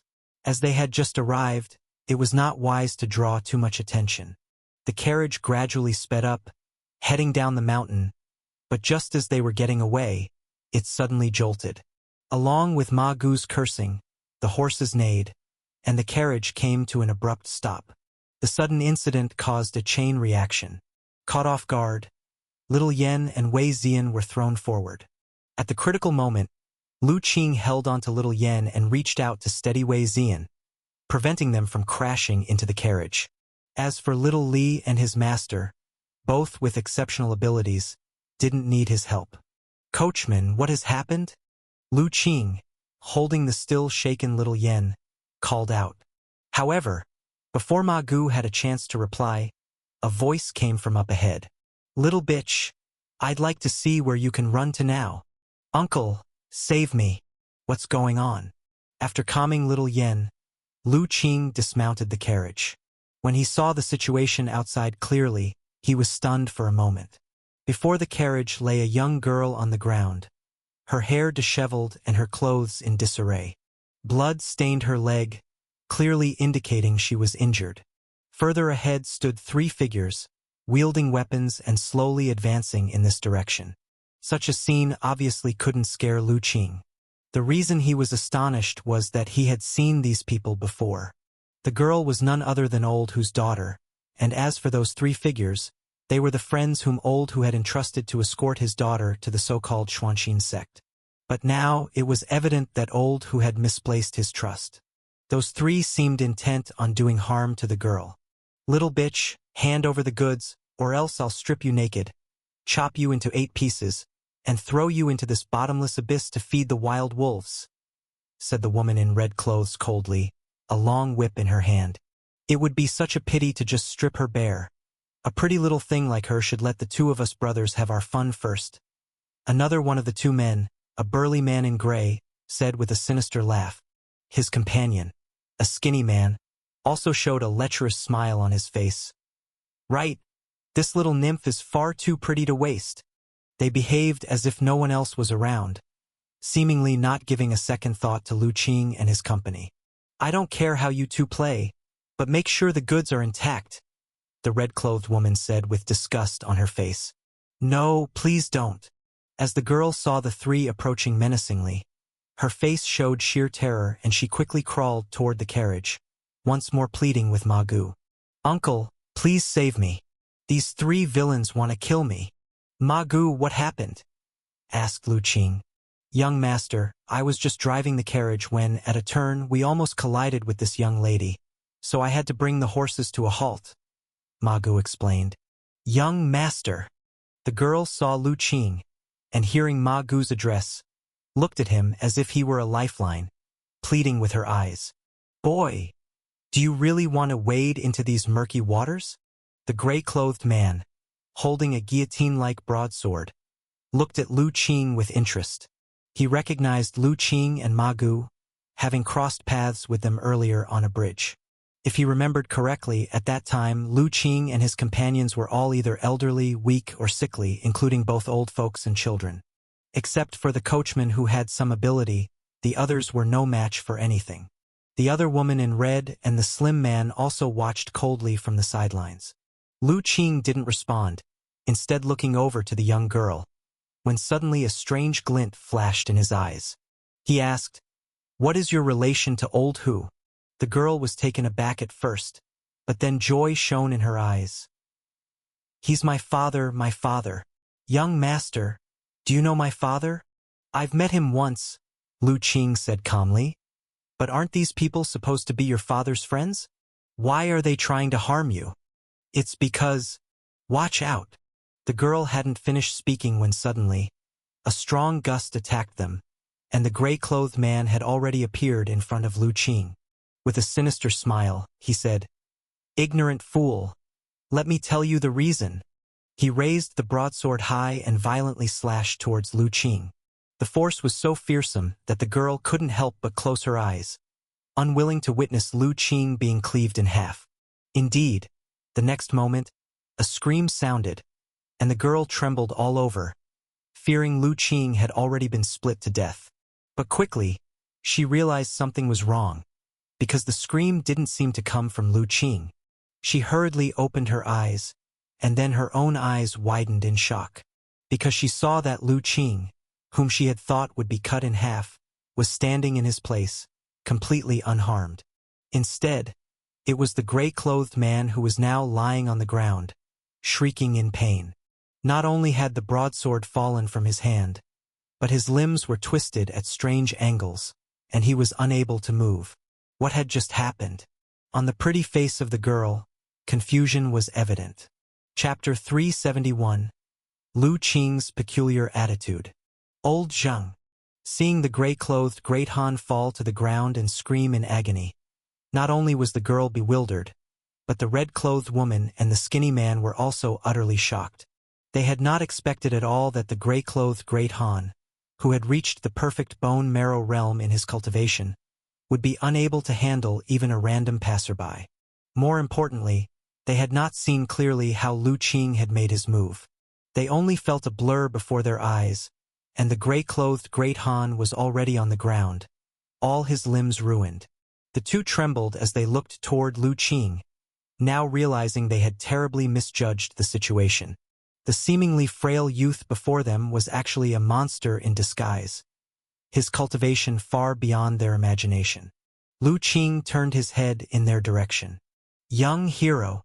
The hearts of the red-clothed woman and the man trembled, intending to beg for mercy, but the next moment, several whistling sounds rang out. Both suddenly felt severe pain in their limbs, and unable to support themselves any longer, they fell to the ground, rolling and screaming in agony. It turned out that at some unknown point, Lu Qing had shattered their limb joints with pebbles in the blink of an eye. "Shut up!" A faint voice came, causing the still screaming red-clothed woman and her companions to jolt abruptly, immediately silencing them. Even though their limbs were still in intense pain, they could only clench their teeth and endure, not daring to make a sound. "All right, you can continue speaking. Why did they want to harm you?" Lu Qing looked at the girl who was staring in astonishment and spoke. Feeling Lu Qing's calm, like still water, gaze, the girl shivered, regaining her composure. She glanced at the red-clothed woman and her companions, who had previously been imperiously arrogant but were now lying on the ground like dead dogs, their faces filled with terror, and she realized that she had indeed encountered her savior. "Young master, these three wanted to kill me to snatch the Xuanxin sect's token in my hand," the girl said. "What's so peculiar about that Xuanxin sect token?" "The Xuanxin sect token I have was bought by my father for a large sum of money. With this token, one can attend the Xuanxin sect's disciple induction ceremony held every 3 years. These three wanted to steal the token to take my place in the Xuanxin sect's disciple induction ceremony." Lu Qing curiously asked, "The matter of accepting disciples is no small affair. Doesn't the Xuanxin sect have precautions? Can anyone just participate?" The girl replied somewhat helplessly, "Originally that was the case, but my father, to save money, bought a cheaper unregistered spot. This spot only has one token, and as long as you go to the Xuanxin sect with the token, you are qualified to participate in the ceremony. The Xuanxin sect does not inquire about the origin of the token." A strange feeling arose in Lu Qing's heart. It sounded to him as if this so-called disciple induction ceremony of the Xuanxin sect was not so serious. It seemed not so much about recruiting disciples as it was about accumulating wealth. Since this spot is so important, why did your father feel safe letting you travel with these three? Lu Qing continued to ask. Who could have expected them to be such beasts in human skin? Speaking of this, the girl became agitated and glared angrily at the red-clothed woman and her companions. These three had received my father's kindness a few years ago, and in the city, they always showed great respect to my father, addressing each other as brothers. Who knew they had already set their sights on the token in my hand? No sooner had we left the valley than they forced me to turn over the token and even thought, if I hadn't hidden the unique hidden weapon my father gave me and struck them unawares to escape, I might have already. The girl, still thin-skinned despite being shaken with anger, could not bring herself to speak the sordid details. But everyone could guess what she meant. Do you have any last words you'd like to say? Lu Qing looked at the red-clothed woman and her companions. Hearing this, the three red-clothed figures were terrified, beginning to plead in a mournful voice. Young hero, we know we were wrong. Please show us mercy and spare us. We won't dare. However, before they could finish their pleas for mercy, Lu Qing had already flicked 3 pebbles. The sounds of breaking air sounded, and suddenly all 3 stiffened, a blood hole appearing in each of their foreheads. Their eyes went blank, and their bodies could no longer move. I didn't expect to start a killing spree just upon arriving in Central State, Lu Qing said with a shake of his head. Master Ma, throw these corpses down the cliff. Then turning to the girl, Miss Hu, can you walk on your own? The girl, still stunned by Lu Qing's decisive and ruthless methods, immediately came back to her senses. She looked at her leg, showing difficulty. My leg was whipped by that wicked woman, and it seems like the bone is broken. Let me have a look, Lu Qing said without hesitation, reaching out to touch the girl's leg. Yes, the lower leg bone is broken. It was not just the bone that was broken. The leg was also a bloody mess. That the girl had so far managed not to faint was a testament to her strong will. Miss Hu, we have medicine in the wagon. Shall I set the leg bone first and then apply some medicine? The girl's face flushed red, and she answered in a voice as soft as a mosquito's. This was because her current appearance was a bit shameful. Her clothes were disheveled, and there were other unsightly aspects. Xian, bring down the medicine box. Lu Qing, however, did not mind the girl's disheveled state, and after calling out for the medicine box, he began to set the girl's leg. With Lu Qing's martial arts cultivation and knowledge of human skeletal structure, setting a leg bone was naturally a piece of cake. Moreover, since the girl's leg bone was cleanly broken into 2 pieces, rather than shattered, healing it was even simpler. Chapter 372. Therefore, by the time Wei Xian brought the medicine box, Lu Qing had already perfectly set the leg bone. The gentleness of Lu Qing's bone-setting movements surprised the young girl, as she hardly felt any severe pain. Next, Lu Qing used wooden planks to secure the girl's leg bone, then sprinkled the antiseptic medicine on the mangled flesh. Hiss! As the antiseptic medicine touched the wound, the girl couldn't help but let out a hiss of pain. Bear with it for a moment, it will hurt less in a while, Lu Qing comforted. Young master, will a big scar remain on my leg afterward? Looking at the large patch of blood and carnage on her leg, the girl couldn't help but finally ask. Do you care about the scar? Lu Qing asked. It's not that. I'm already grateful enough to be alive thanks to the young master's blessing. How could I dare to ask for more? The girl shook her head, but the disappointment in her eyes could not be concealed. After thinking for a moment, Lu Qing said, If you want it to leave no scar, it's not impossible. It's just more troublesome. Young master, you have a way? The girl asked, her face lighting up with surprise. But it requires preparing additional medicine, which means you'll have to wait a bit. Thank you, young master. The girl was tearfully grateful, as no girl doesn't cherish her appearance. Previously, she thought there was no way, but now that she knew it was possible to avoid scars, naturally it would be best to leave none. Young master, it's all sorted out. Meanwhile, Ma Gu had thrown the 3 bodies off the cliff and returned. Miss Hu, what are your plans? How about we take you back to Azure Dragon City? Lu Qing offered. I can't go back. The girl shook her head. Azure Dragon Pass only opens once every 7 days. Until then, unless something major happens, the city gates absolutely won't open easily. Now that the gates are closed, even if I returned, I'd have to wait 7 days to enter the city. Lu Qing recalled the gates he had seen earlier that required dozens of Muscle Bone Realm martial artists to open.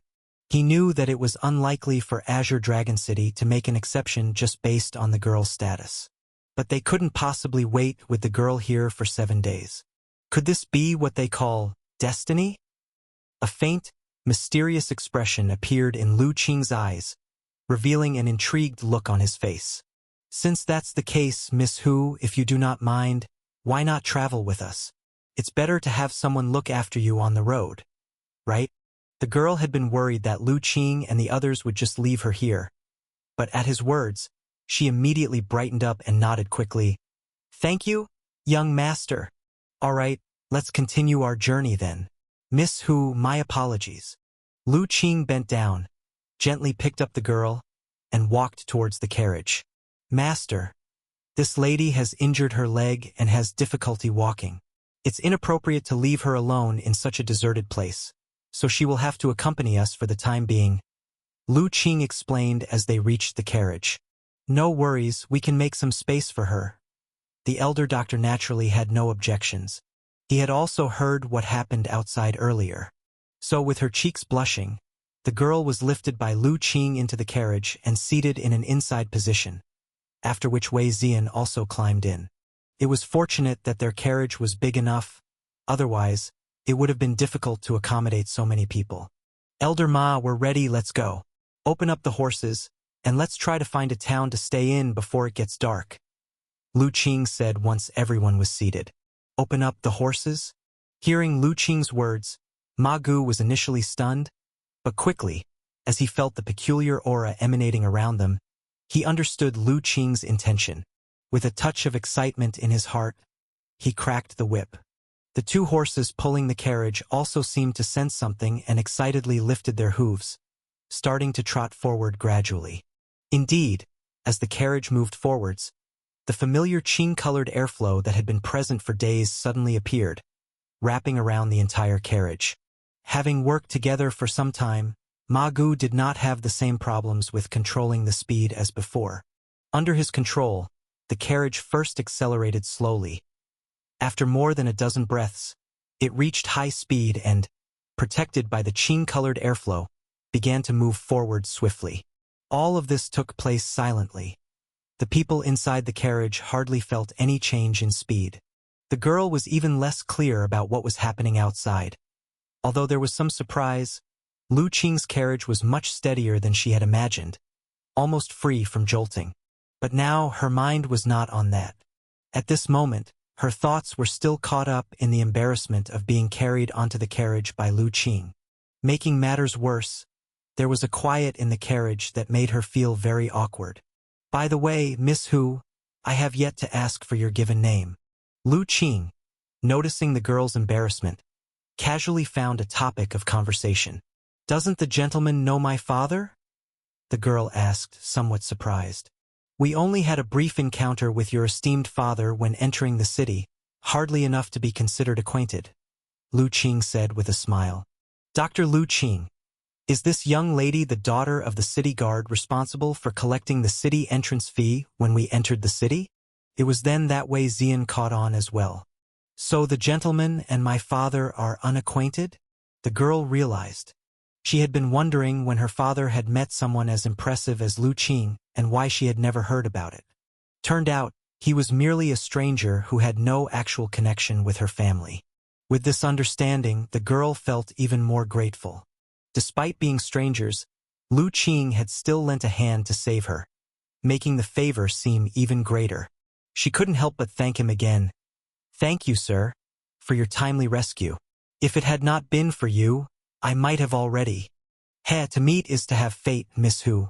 Your encounter with us is a kind of destiny in itself, So there's no need for excessive formalities, Lu Qing said unconcernedly. The young lady's name is Zheji. As Lu Qing spoke of fate, the girl's face couldn't help but flush a bit, and she spoke softly. Zheji. Lu Qing was puzzled. But your father called you Xiao Lian at Azure Dragon Pass, didn't he? The gentleman was there at the time too? Hu Zheji was startled. Oh, at the time of crossing the bridge, I happened to overhear you and your father speaking. I hope you don't mind, Lu Qing explained. Not at all. Hu Zheji shook her head. If Lu Qing had not overheard that conversation, she might well be dead by now. She glanced at Lu Qing and lowered her head. Xiao Lian is my childhood nickname. My father has always been accustomed to calling me by that name. I see, Lu Qing realized. I should probably introduce myself too. My name is Lu Qing.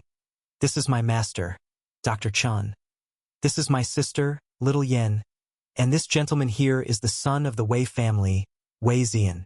As Lu Qing formally introduced them, the girl hadn't noticed anything amiss. But the elder doctor was slightly taken aback, sensing something unusual. Greetings to you all. Hu Zheji, with evidently good upbringing, politely bowed, even though her leg was injured. There's no need for such formalities. The elder doctor smiled slightly, but the strangeness in his heart grew more intense. Sister Hu, does your leg hurt? Right then, Little Yen looked at Hu Zheji's leg with concern and asked with a sweet voice. It does hurt a little, but after applying the medicine, it's not as painful. Hu Zheji, warmed by Little Yan's concern, explained gently. With brother here you'll recover quickly. The medical skills of brother and Grandpa Chen are really amazing. You'll be all right in no time, Little Yen said earnestly. Thank you. Hu Zheji smiled, her pretty face causing Little Yen to stare in awe. Sister Hu, you're so beautiful, the little one said, dumbstruck. Hu Zheji's face reddened, unable to help saying, You're also very cute, much prettier than your sister. Really? So I can be as pretty as you when I grow up? The little one perked up instantly at the thought. Definitely, Hu Zheji nodded firmly. She was not just being polite. Little Yen, with her innate charm, was clearly going to grow into a beauty. Watching the older and the younger one flattering each other, Lu Qing shook his head and smiled. Just then, a voice rang in his mind. Ah Qing, what has happened? And why are you treating this young lady so specially? Chapter 373. A person with great luck travels 3,000 li in a day. Hearing the voice in his mind, Lu Qing was not surprised. He knew that it was his master employing the divine soul sensing technique to converse with him. Such abnormal techniques were generally only used by the innate strong people with abundant divine soul power. Miss Hu is somewhat special. I wonder if master can see it? Lu Qing replied using the same transmission skill.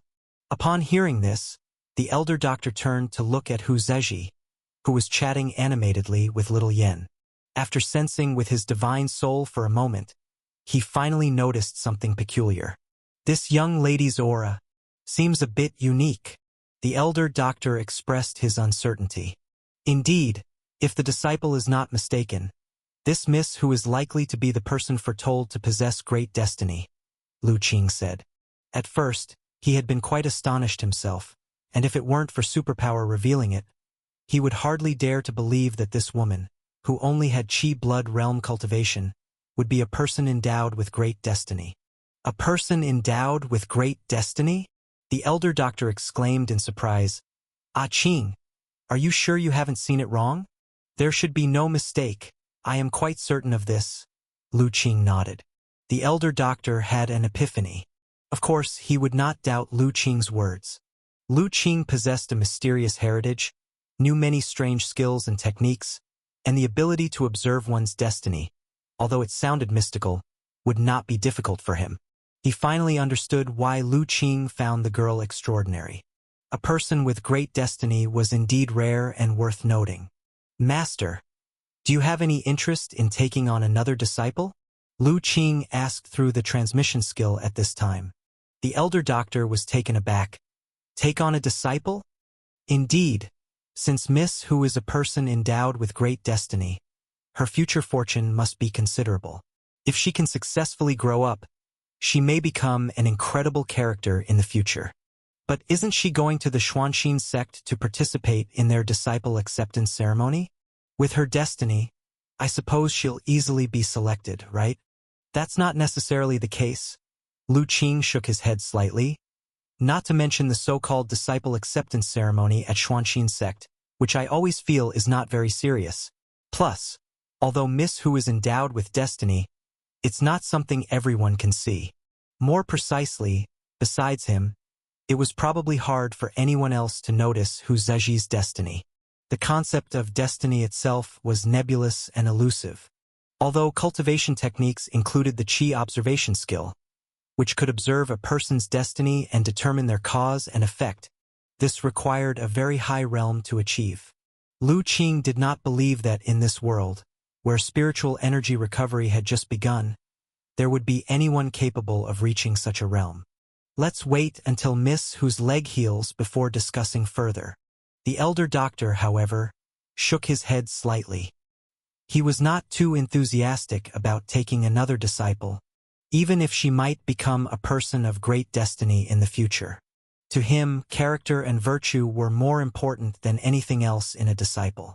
In this lifetime, he felt that having Lu Qing as his disciple was already enough. Seeing that his master was not very interested, Lu Qing did not insist. In fact, he had only mentioned it casually. Whether or not the master wished to take on a disciple was up to him. Their conversation had taken place entirely through the divine soul transmission skill, so Hu Ziji was unaware that she was considered a person of great destiny, according to legend. Because of Lu Qing's instructions, Ma Gu had this time not held back the speed of the carriage. Wrapped in a stream of qing-colored spiritual energy, the carriage raced along, soon overtaking the merchant caravans and travelers that had been ahead of them. Such an odd spectacle immediately caused an uproar of astonishment. What's happened? Within a massive caravan, a luxurious carriage's curtain was lifted, revealing a face as fine as jade. Reporting to the young master, just now a carriage flew past us on the side. Surrounded by a strange qing-colored spiritual energy, it moved at an incredible speed and seemed very otherworldly. A knight in scale armor and atop a tall horse reported respectfully. Yet in his eyes, there was a tinge of shock. He had never seen such a scene before. What? A carriage surrounded by qing-colored spiritual energy? The fine-faced youth was taken aback. Did you recognize the appearance of that carriage? Couldn't tell. The carriage and horses were all wrapped in qing-colored spiritual energy, obscuring the details. I only vaguely saw that there were 2 large horses in front, and a man was driving, reported the scale armor knight. The wind-controlling chariot. Does this legendary magic artifact truly exist? And who could possess such a magic artifact and even put it into motion? The fine-faced young man murmured in disbelief, regretting deeply that he had not been outside his carriage for comfort's sake earlier. Had he been outside, he might have been able to stop that carriage and make its acquaintance. It seems my grandfather's predictions were correct. Great changes have indeed come to Central State. Even the wind-controlling chariot has appeared. There will probably be even more magical and mystical objects regaining their ancient powers. Grandfather predicted that a great opportunity will emerge in Central State. I wonder if I am fortunate enough to partake in a bit of destiny. Lu Qing was unaware that someone mistook the carriage he had modified for the ancient wind-controlling chariot. But he knew that traveling in such an ostentatious manner would surely attract the attention of some interested parties. However, he didn't care at the moment. He had realized that their most important goal right now was to reach the Holy Mountain as soon as possible. After all, those left behind wouldn't be able to catch up anytime soon. Chapter 374. After the carriage started moving, it almost never stopped. Even their lunch was eaten on the carriage. Because the spiritual energy in Central State was so dense, the power of the array on the carriage was stronger as well. Once the carriage was in motion, not only was its speed faster than before, but even the horses seemed more at ease. However, Hu Ziji started to worry as the afternoon approached. Mr. Lu, we've been traveling for so long. Shouldn't we stop to let the horses rest? It's fine, Lu Qing smiled. Our horses are exceptional steeds that can travel 1,000 miles in a day. This distance is nothing to them. Moreover, Ma Gu has a wealth of experience in driving carriages. If the horses were truly tired, he would let them rest. I see. I had no idea your horses were so extraordinary, Hu Zizhi said, finally feeling relieved. Lu Qing just smiled and didn't continue the conversation. What he had said wasn't untrue. In fact, after days of travel, the two tall horses pulling their carriage had been nourished by the array's power every day. They were already exceptional horses specifically chosen by the Wei family, and with so many days of nourishing from the power of the array, they had gradually developed a hint of spiritual nature, significantly improving their strength and endurance. Even without the enhancement of the array's power, they could run tirelessly for an entire day. It was just that they would not be as fast. Lu Qing even thought that if they continued like this, it was not impossible for the two horses pulling their carriage to eventually develop spiritual wisdom and become spiritual beasts one day. Unfortunately, the Li Hua sect's inheritance did not include a technique for rearing spiritual beasts. According to legend, that was the unique legacy of the beast-taming sect, difficult for other sects to obtain. Otherwise, he might have found a way to advance the evolution of these two fine horses. While Lu Qing was lost in thought, Little Li crawled out from a conch-like small nest beside him and, still groggy with sleep, climbed onto Lu Qing's knees and laid down to continue dozing. Little Li, you're awake. Are you hungry? Lu Qing stroked its head. Little Li wagged its tail as a response to indicate it wasn't hungry, but its eyes remained closed. Little Li, you've been so lazy recently, always oversleeping. Little Yen teased it on the side. However, Little Li just continued squinting its eyes, not engaging in play with Little Yen. Lu Qing gently stroked Little Li's fur. Ever since the little guy started practicing the inheritance skill in its mind, it had become increasingly sleepy. Not only did it often sleep deeply at night, but it also spent most of its daytime hours in slumber. The time it spent playing with Little Yen had decreased significantly. Yet, Lu Qing could feel the strength within Little Li growing steadily, indicating its cultivation technique was being practiced correctly. The only question was whether its propensity for sleep would grow increasingly severe, or if it would diminish once it made some progress with its technique. Hu Zizhi curiously watched Little Li laying on Lu Qing's knees. She had seen the little beast when she first boarded the carriage. But later, when they set off, it had crawled into the conch-like nest to sleep, not even coming out for lunch. Although she was curious, she didn't feel it was polite to ask. Now, seeing Lu Qing and the others speaking to the little beast, and it seemingly understanding them, piqued her curiosity even more. Mr. Lu, this is... Oh, its name is Little Li. It's Little Yan's playmate and also our companion, Lu Qing explained with a smile.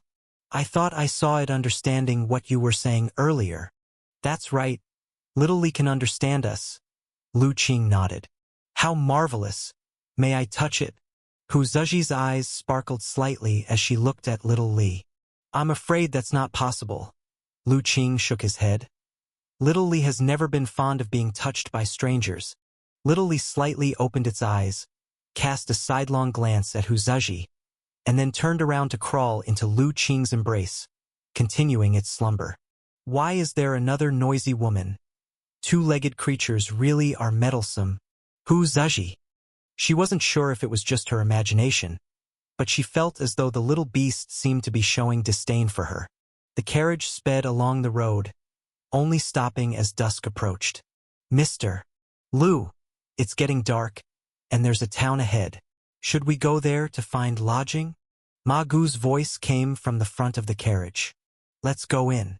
Miss Hu has injured her leg, and it's not suitable for us to stay outdoors anymore.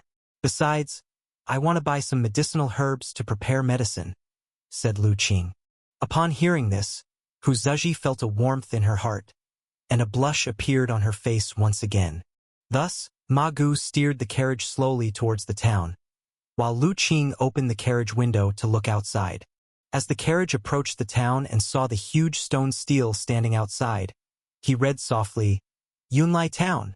Hu Zheji, who had been lost in thoughts, was startled by the name. Mr. Lu, what did you just say? I said this town is called Yunlai Town. The name is quite interesting. Yunlai Town. Hu Zheji's beautiful eyes widened. Mr. Lu, are you sure it's Yunlai Town? You can see for yourself. There's a large stone stele outside the town with these 3 big characters on it. Lu Qing made room for her, and despite the injury on her leg, Hu Zheji moved her body to look out the window. Then, when she saw the huge stone stele and the appearance of the town, her eyes suddenly widened. It really is the Yunlai Town my father mentioned. But how is this possible? What's wrong, Miss Hu? Is there something amiss with Yunlai Town? Lu Qing asked after hearing her remarks. No, it's not that. I need to look at the map. Hu Zheji, as if awakening from a dream, took out a parchment map from the bundle she had been carrying. When she saw the markings on the map clearly, she was completely dumbstruck. Miss Hu, what on earth has happened? Seeing her reaction, Lu Qing grew concerned. Even the elder doctor and Wei Zian were curiously looking at her. Mr. Lu, tell me the truth. After I got on the carriage, did I faint for several days because of my leg? Hu Zheji, looking a bit dazed, raised her head and asked Lu Qing. Not at all, Lu Qing responded, puzzled. Haven't you been awake and chatting with us all the time? And didn't we just leave Azure Dragon City this morning? But, if it's only been 1 day, how could we have traveled from Azure Dragon City to Yunlai Town, 3,000 miles away? Hu Zheji's face was still frozen, as if her mind had been stunned by some shock. So that's what this is about. Lu Qing started to laugh, thinking it was all because of this. He had feared that something had really happened or that Yunlai Town had some problem. Haven't I mentioned before that the horses pulling our carriage are fine steeds capable of covering a lot of ground? They run fast, so it's normal for them to be a bit quicker. All right, Miss Hu, we've arrived. Let's get off and find somewhere to stay first. Little Yan helped Sister Hu down. Got it, big brother. With Little Yan's tender reply, Lu Qing and the elder doctor were the first to walk down from the carriage. Sister Hu, let's go. I'll help you. Little Yan approached the still dazed Hu Zheji. Oh, thank you, Little Yan. With Little Yan's support, Hu Zheji slowly stepped off the carriage. However, her mind was still in turmoil, repeatedly going over what Lu Qing had said earlier. Indeed, Lu Qing had mentioned their carriage was pulled by fine steeds.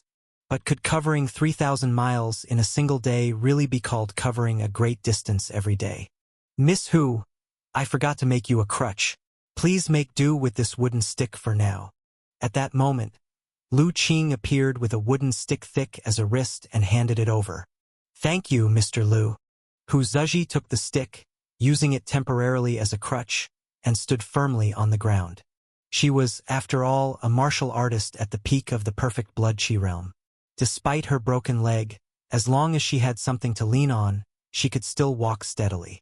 But when she looked at the 2 horses in front of the carriage, she was taken aback again, because she saw that the 2 fine steeds, which had run all day carrying them for 3,000 miles, were now leisurely nibbling on some wild grass by the roadside, seemingly not very tired at all. Suddenly, Hu Zheji's mind became chaotic again. Chapter 375, Benevolent Heart Medical Hall, The Mutated Poison. Finally, when Hu Zheji entered the inn she was staying in, her mind was still in chaos. Lu Qing, on the other hand, had chosen a room, settled his belongings, and then went to the front of the inn. Innkeeper, I have some matters I would like to inquire about. I dare not claim to teach, but what instruction does the guest have? The innkeeper hurriedly responded. To him, Lu Qing and his companions were generous patrons who not only booked the best chambers without haggling over the price, they did not even bother to bargain. In his eyes, they were indeed distinguished guests. Do you know if there's a decent medicine shop in town? I need to buy some herbs, Lu Qing asked. Are you looking to buy herbs? After pondering for a moment, the innkeeper said, in Yunlai Town, we have 2 clinics. If you're looking to buy herbs, you can go to the Benevolence Clinic. Dr. Zhao of the Benevolence Clinic is a highly skilled doctor, the best reputed in our town. He prescribes medicine for the patients at a low cost and never cheats anyone. The Benevolence Clinic, is it? Thank you for the guidance, innkeeper. As soon as he heard it, Lu Qing understood that the Benevolence Clinic had a good reputation in town and that its herbs should be trustworthy. It's no trouble at all. After you leave the inn, turn right and keep going straight, and you should be able to see the Benevolence Clinic sign. After leaving the inn, Lu Qing followed the innkeeper's directions, turning right and heading straight ahead. Eventually, he reached the end of the street and saw the Benevolence Clinic. He stepped inside. Fortunately, there weren't many patients in the clinic at the moment, just a young apprentice dozing at the counter with his head propped up in his hands. Lu Qing stretched out his hand and lightly tapped on the counter twice. "Master, I wasn't slacking off." The apprentice jolted awake and hastily spoke. Then, looking up and realizing that it was not his master but someone else who had woken him, he let out a sigh of relief. He said to Lu Qing, "Sir, you almost scared me to death. I thought my master had come back." "Sorry." Lu Qing showed a hint of apology on his face. He hadn't expected the apprentice's reaction to be so dramatic. "It's all right, as long as it's not the master who's come back." The apprentice wasn't angry and continued, "Right, sir. What can I do for you? Are you here to see a doctor or to get medicine? If it's medicine you need, do you have a prescription? If you wish to see a doctor, you may have to wait a bit. My master and senior apprentice brother have gone out to make a house call, and it will probably be some time before they return. I would like to buy some herbs. Here's the list. Can the young doctor possibly gather them?" Lu Qing took out a list of herbs and handed it over. Don't call me a young doctor. I haven't completed my apprenticeship yet, and I can't assume such a title. If my master hears it, he will scold me again." The apprentice continuously waved his hands, seemingly used to being reproved by his master frequently. He took the list and after looking at it, his face showed surprise. "Sir, you want to buy so many herbs?" Lu Qing smiled and said, "We are passing travelers who also know a bit about medicine. We used up the herbs we brought with us these past few days, so we want to replenish them here. Is there a problem? Can your clinic not provide these herbs? With the other herbs, there should be no problem, but we're running low on Angelica and Astragalus. It's odd, actually. Today was supposed to be the day the medicine farmers deliver their herbs, but they're nowhere to be seen yet." The apprentice muttered, explaining as he held the list. Before Lu Qing could reply, suddenly, several people burst in from outside. As soon as they entered, they started calling out anxiously, "Dar, Zhao, where is Dr. Zhao? Help! Help us! Old Wang has been bitten by a poisonous snake." The group set down a stretcher, revealing a man lying atop it, his face ashen and unconscious. His right pant leg had been cut open to reveal a thigh swollen and darkened, bound tight with a red rope. "Uncle Li, what happened? How did Uncle Wang end up like this?" The apprentice was startled and, setting aside the list of herbs on the counter, quickly ran out. "Xiao Yi, why are you the only one here? Where is Dr. Zhao?" asked Uncle Li anxiously. "My master and senior apprentice brother went out on a house call. They haven't come back yet." "What? Dr. Zhao is out. What are we going to do?" "Old Wang went up the mountain to gather herbs this afternoon and was bitten by a venomous snake. He's already passed out. If we don't get him immediate treatment, he may not make it." Uncle Li slapped his thigh in agitation, filled with anxiety. He looked at the young apprentice. "Xiao Yi, do you know how to treat snake poison?" "Me? No, I can't. My master won't let me treat people." Xiao Yi quickly stepped back and waved his hands. Uncle Li, having heard this, was not disappointed. He had only asked out of desperation, knowing well what Xiao Yi was capable of. Considering old Wang's condition, he knew there was no time to waste and gritted his teeth. He said to the others, "Let's go. Take old Wang to the Fortune's Blessing Clinic. Although Dr. Chen's fees are high, and he's a bit mercenary, his medical skill is still decent. Hurry, there might still be hope for old Wang." The group did not dare delay and immediately sprang into action. However, as they turned to leave, they saw a youth squatting before the stretcher, twirling a silver needle in his hand, about to insert it into the swollen, blue-black leg injured by the snake bite. "Young sir, what are you doing?" Upon seeing this, Uncle Lee was shocked and immediately moved to intervene. However, before he could approach, he felt a gentle yet invisible force in front of him, preventing him from moving any closer. The poison blood in this uncle's body has almost reached his heart. It must be forced out immediately, otherwise, even a deity descending to earth would find it difficult to save him. Chapter 376. Lu Qing didn't lift his head, his hands ceaselessly moving. In an instant, he had inserted over 10 needles into old Wang's leg, sealing the wound inflicted by the snake bite. Seeing Lu Qing's adept and decisive needlework, coupled with the strange blockage he had experienced himself, Uncle Lee couldn't help but realize that the youth before him was no ordinary person. He dared not make a fuss anymore. Worried he would interfere with Lu Qing's procedure, the others had also come around and held their breath, careful not to even let out a sigh, their eyes wide as they watched Lu Qing work. Seeing that they were reasonable, Lu Qing breathed a sigh of relief. Life was of utmost importance. If these people had continued to be disruptive, he would have had to resort to extraordinary measures. Only undisturbed could he focus on saving a life. After sealing the wound on old Wang's leg, amidst the silence, Lu Qing opened old Wang's upper garments. Then his brows furrowed involuntarily. All he could see was the chest of old Wang blanketed with a bluish-black qi, leaving only the heart untouched. But the bluish-black qi was slowly seeping toward the heart, visible to the naked eye. Lu Qing knew that once this bluish-black qi covered old Wang's heart, it would be an indicator that the snake poison had fully invaded the heart. By then, detoxifying and saving the man would be much more difficult. He couldn't afford to delay, so he continued to take out a silver needle from his needle bag. Almost in the span of a breath, he inserted 18 needles around old Wang's heart area, creating an intricate needle array, completely sealing off his heart. Once the needle array was formed, the leading and trailing energies connected, and it immediately began to buzz vibrantly, casting wave after wave of silvery light. The progress of the bluish-black qi, which had been gradually creeping toward the heart, was abruptly halted. It was firmly blocked outside the needle array, utterly unable to penetrate. This miraculous scene left the onlookers, especially the young apprentice, completely dumbfounded. Having secured old Wang's heart, Lu Qing finally exhaled a breath. The patient was lucky.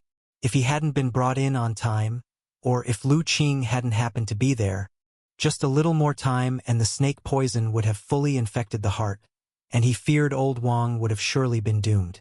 "Young master, is there hope for old Wang?" asked Uncle Lee cautiously after seeing Lu Qing stop his work. "It's hard to say." Lu Qing shook his head.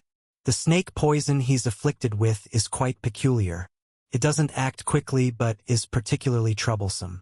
You must have given him snake medicine, but it doesn't seem very effective, right?" Yes, Uncle Lee hurriedly replied. "As soon as old Wang was bitten, we gave him medicine. We thought it was fine at first, but the situation kept worsening.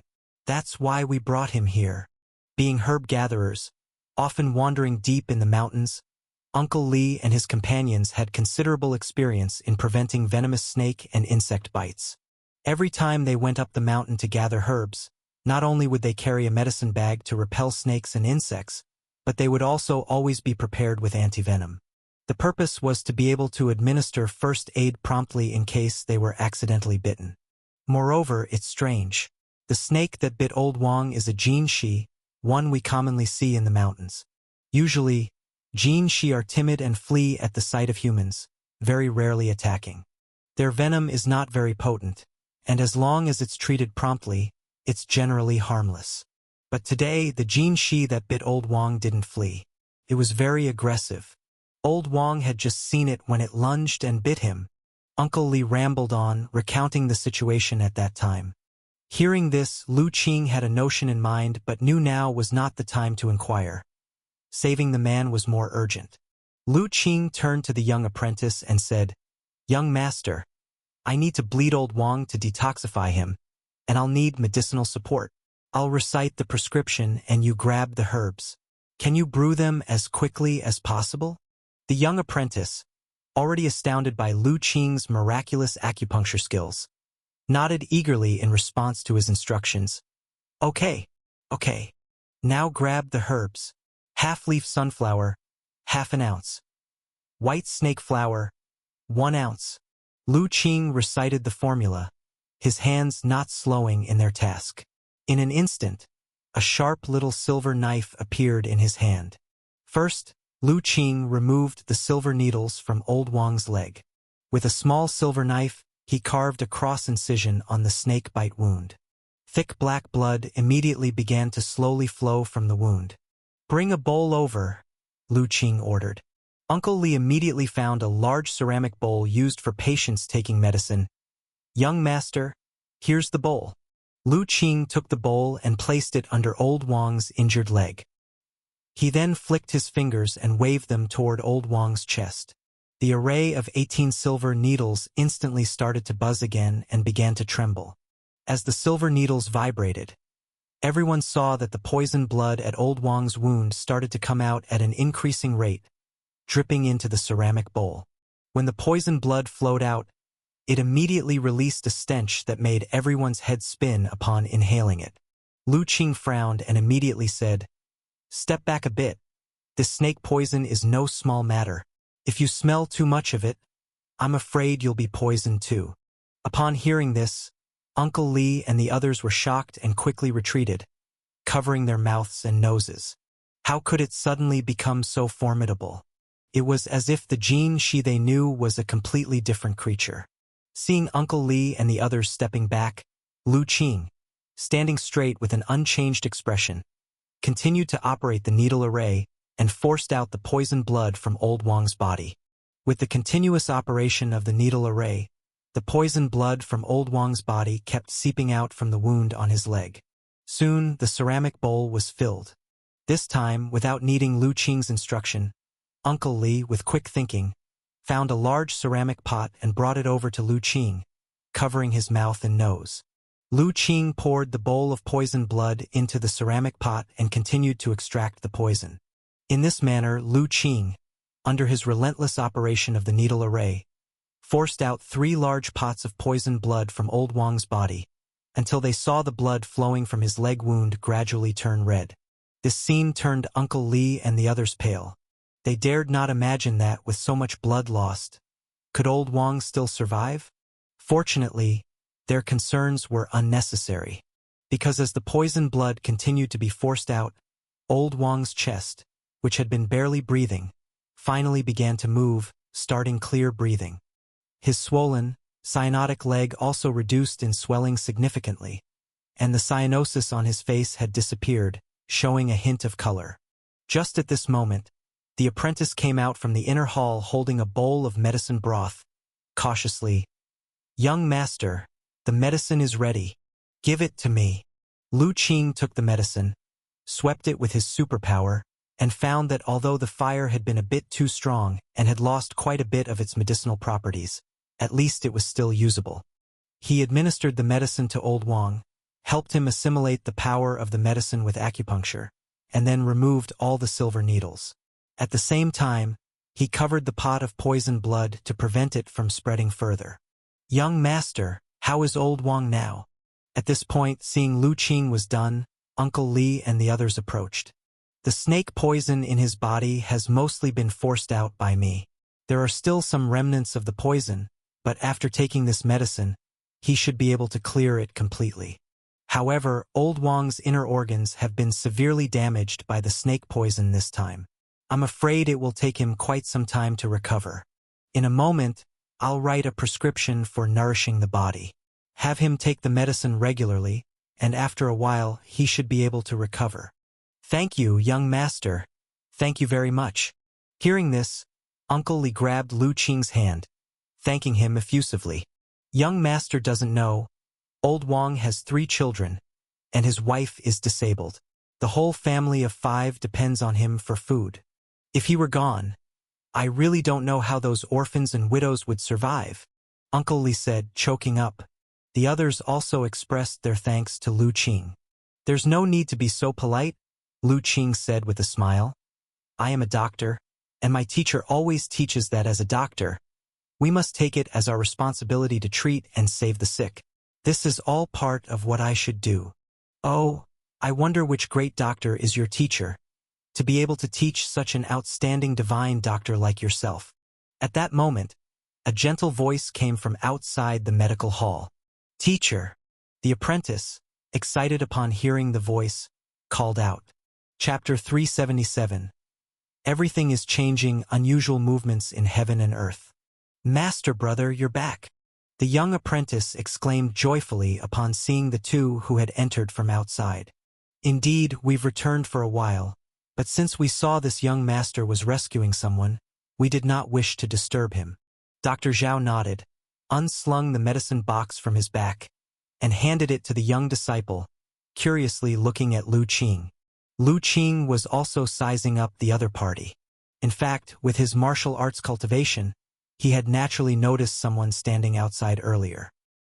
He had just been too focused on the emergency to pay much attention, as the visitors had not disturbed his work. The 2 who entered were a middle-aged man and a young man. The elder one had a refined and scholarly demeanor, sporting a long beard, and seemed more a scholar than a doctor. The younger one looked honest and sincere, clearly a straightforward person. Dr. Zhao, you're back. Old Wang was bitten by a venomous snake. Fortunately, you weren't at the clinic, and this young Master Lu incidentally saved his life. Might you see how old Wang is now? Uncle Li, overjoyed at the sight of Dr. Zhao, hurriedly stepped forward and said, it wasn't that he didn't trust Lu Qing, but Lu Qing was ultimately too young, and having Dr. Zhao, a highly respected doctor, examine old Wang would provide more reassurance. That's fine. I'll take a look at old Wang's pulse. Young master, you don't mind, do you? Dr. Zhao didn't refuse and instead turned to Lu Qing. After all, this was his patient, and interfering abruptly could easily cause conflict with someone who may be prideful. Don't worry, as my experience in treating patients is lacking, it's better to have Dr. Zhao overseeing. Lu Qing did not have any disputes with fellow practitioners and agreed willingly. Moreover, since he intervened in somebody else's clinic, he technically breached the etiquette, and should any issues arise, it could impact the clinic's business. Thus, Dr. Zhao was welcome to check the pulse, and Lu Qing was happy to oblige. Seeing Lu Qing's unreserved manner, Dr. Zhao's eyes flickered with a peculiar light, growing even more curious about his background. However, he didn't rush to inquire but instead approached old Wang, extended 3 fingers, and felt his pulse. Dr. Zhao had been deeply shocked and curious as he had observed Lu Qing using acupuncture to expel poisoned blood from old Wang. Now, he was eager to understand old Wang's current condition. After checking the pulse for a while, the look of surprise on Dr. Zhao's face deepened. He discovered that old Wang's pulse was now steady and strong. His breathing was smooth and orderly, definitely not resembling a patient who had just been recovered from the brink of death. Instead, he seemed like an ordinary person who had been injured and was now peacefully recuperating. How is it, Dr. Zhao? Uncle Li and the others looked expectantly at Dr. Zhao. Dr. Zhao released his hand and smiled. This young master's medical skills are extremely superb. Old Wang is no longer in danger. I believe he should awake soon. That is truly wonderful. Uncle Li and the others were thrilled and once again expressed their gratitude to Lu Qing. Watching Lu Qing politely handle everyone's thanks, Dr. Zhao revealed a look of curiosity. His previous words were not mere courtesy. In his opinion, Lu Qing's medical skill was indeed exceptional. To save a patient deeply afflicted with poison and hanging by a thread, pushing all poisoned blood out with just acupuncture, was something even he could not achieve. Thus, he was very curious about what background Lu Qing had, for such a young man to possess such miraculous medical skills. He had never heard of such a prodigious young man in Central State before. Young master, I have not yet asked for your esteemed name. Once Lu Qing had finished responding to Uncle Li and the others' thanks, Dr. Zhao slightly bowed as a greeting and said to Lu Qing, "Dr. Zhao need not be so polite. My surname is Lu, and my given name is Qing. The situation was urgent earlier, thus I presumptuously offered help at your esteemed clinic. I hope you forgive me." Lu Qing responded with a bow as well. "Young master, what are you saying? Without your intervention, old Wang might have been in grave danger. Saving a life is of utmost importance. Why bother with such trivial formalities?" Dr. Zhao waved his hand, showing that he didn't mind at all. "By the way, young Master Lu, with such profound medical skills, may I inquire who is your esteemed master?" "My master's surname is Chun, just an ordinary traveling doctor recluse in the countryside." "Dr. Zhao, you probably don't know of him," Lu Qing humbly responded. However, his words were indeed true, as his master had always considered himself an ordinary doctor, and his description wasn't intended to belittle his mentor. "Dr. Chen?" Dr. Zhao's mind raced, trying to recall if there was a famous doctor named Chun in Central State. As for the traveling doctor title Lu Qing mentioned, he naturally took it as a modesty. After all, anyone who could train such an exceptional young healer like Lu Qing couldn't be just any ordinary medical practitioner. Unfortunately, after thinking it over, he couldn't think of any prominent doctor named Chun. "By the way, Dr. Zhao, I have other matters to attend to and must take my leave now." Lu Qing saw that Dr. Zhao was very interested in his origins, but he didn't elaborate further. He merely bowed slightly, ready to depart. "You're leaving so soon?" Dr. Zhao was surprised. "Yes, I still have other matters to attend to, so I won't disturb you any longer.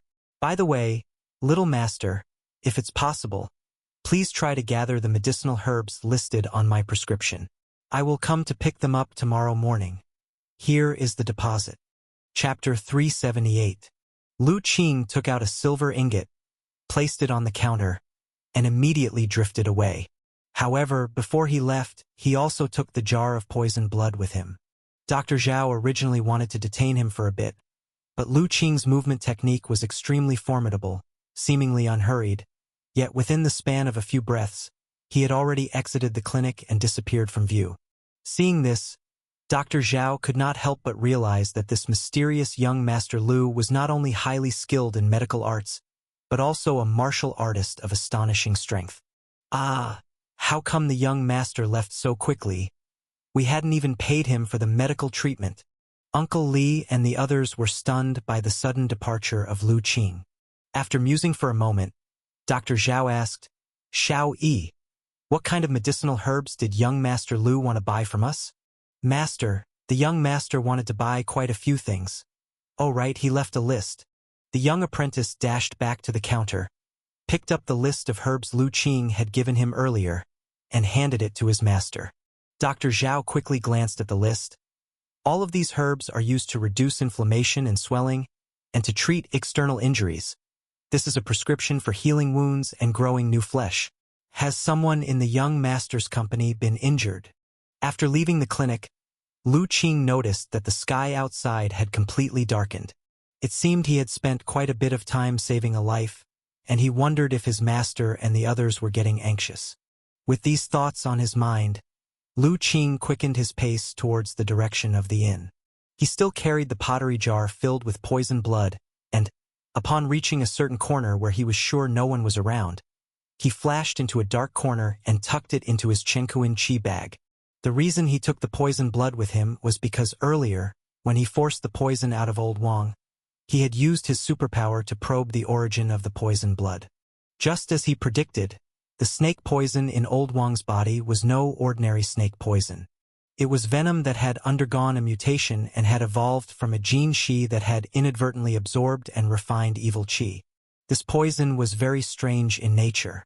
While its onset in a human body was not particularly rapid, it was exceedingly hard to get rid of. It could completely permeate a person's organs and was very difficult to remove. If it were not for his array of acupuncture points, which were no common technique, it would probably not have been so easy to force out all of Old Wang's poison. What's more, there was a terrifying aspect of the poison. When it encountered blood, its toxicity would not weaken but gradually change the nature of the blood, turning it into a toxin similar to itself. In other words, the half jar of poison blood extracted from Old Wang's body now had a toxicity not much less than that of the original snake poison. Ordinary people touching it might very well fall poisoned, allowing the snake poison to invade and create new toxins. This was somewhat similar to the zombie poison in movies from his previous life, able to continuously spread.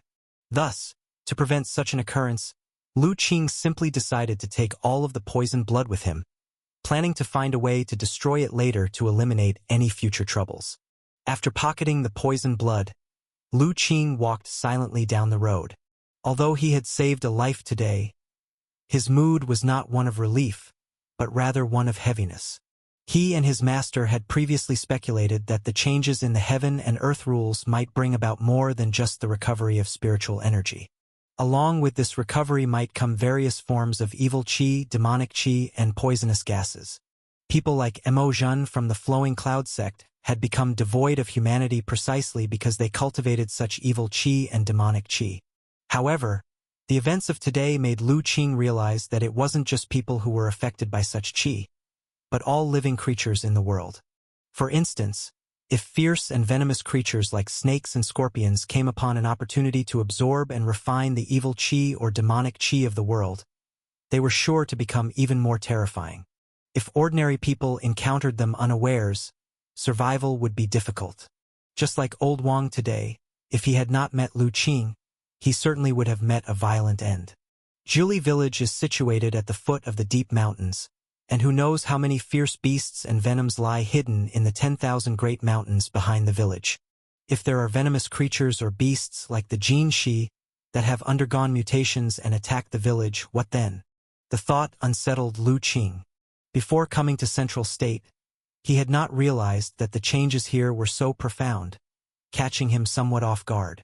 Based on the observations along the way, this spiritual energy recovery is clearly centered in Central State, radiating outwards to the surrounding states. Artsong State is remote, nearly the farthest from Central State, and it shouldn't develop into a state where everything undergoes strange mutations so quickly. So there is still time. Lu Qing pondered in silence. Zhili village was the place he had lived in ever since he arrived in this world. The people of the village were also very genuine and kind-hearted, and he had long since regarded it as his hometown. So he would absolutely not stand by and watch it be destroyed. Therefore, he decided that once things were settled in Central State, he'd rush back to at least ensure the villagers' safety. With his thoughts sorted, Lu Qing slowly returned to the inn. As he entered, he saw his master and the others all sitting there, with many dishes laid out on the table. "Ah Qing, where did you go? Why have you only come back so late?" the elder doctor asked.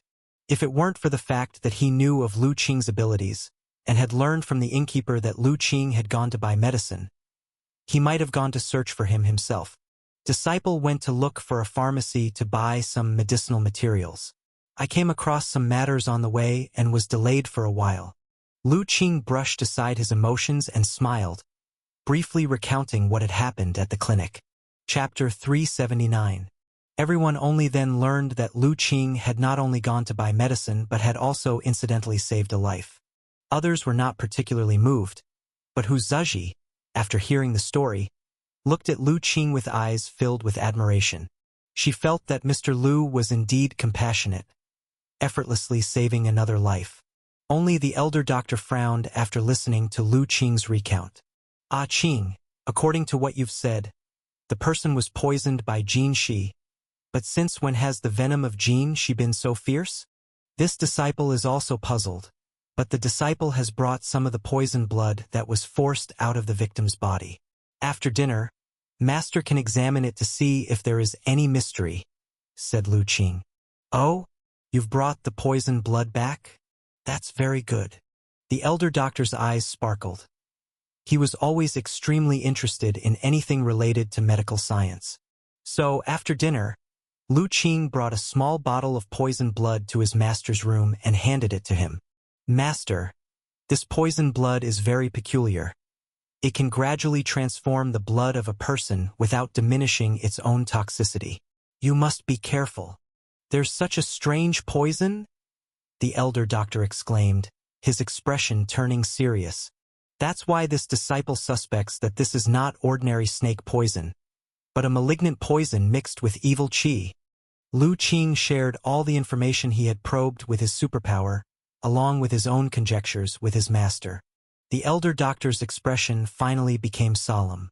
Indeed, according to what you've said, it is very likely that the gene she has acquired evil qi, which has caused the snake poison to mutate and become so troublesome.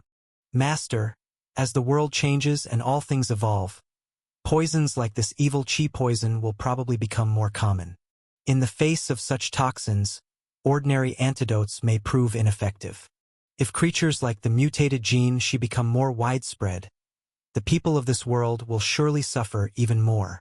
Lu Qing articulated the concerns in his heart. What you say is true.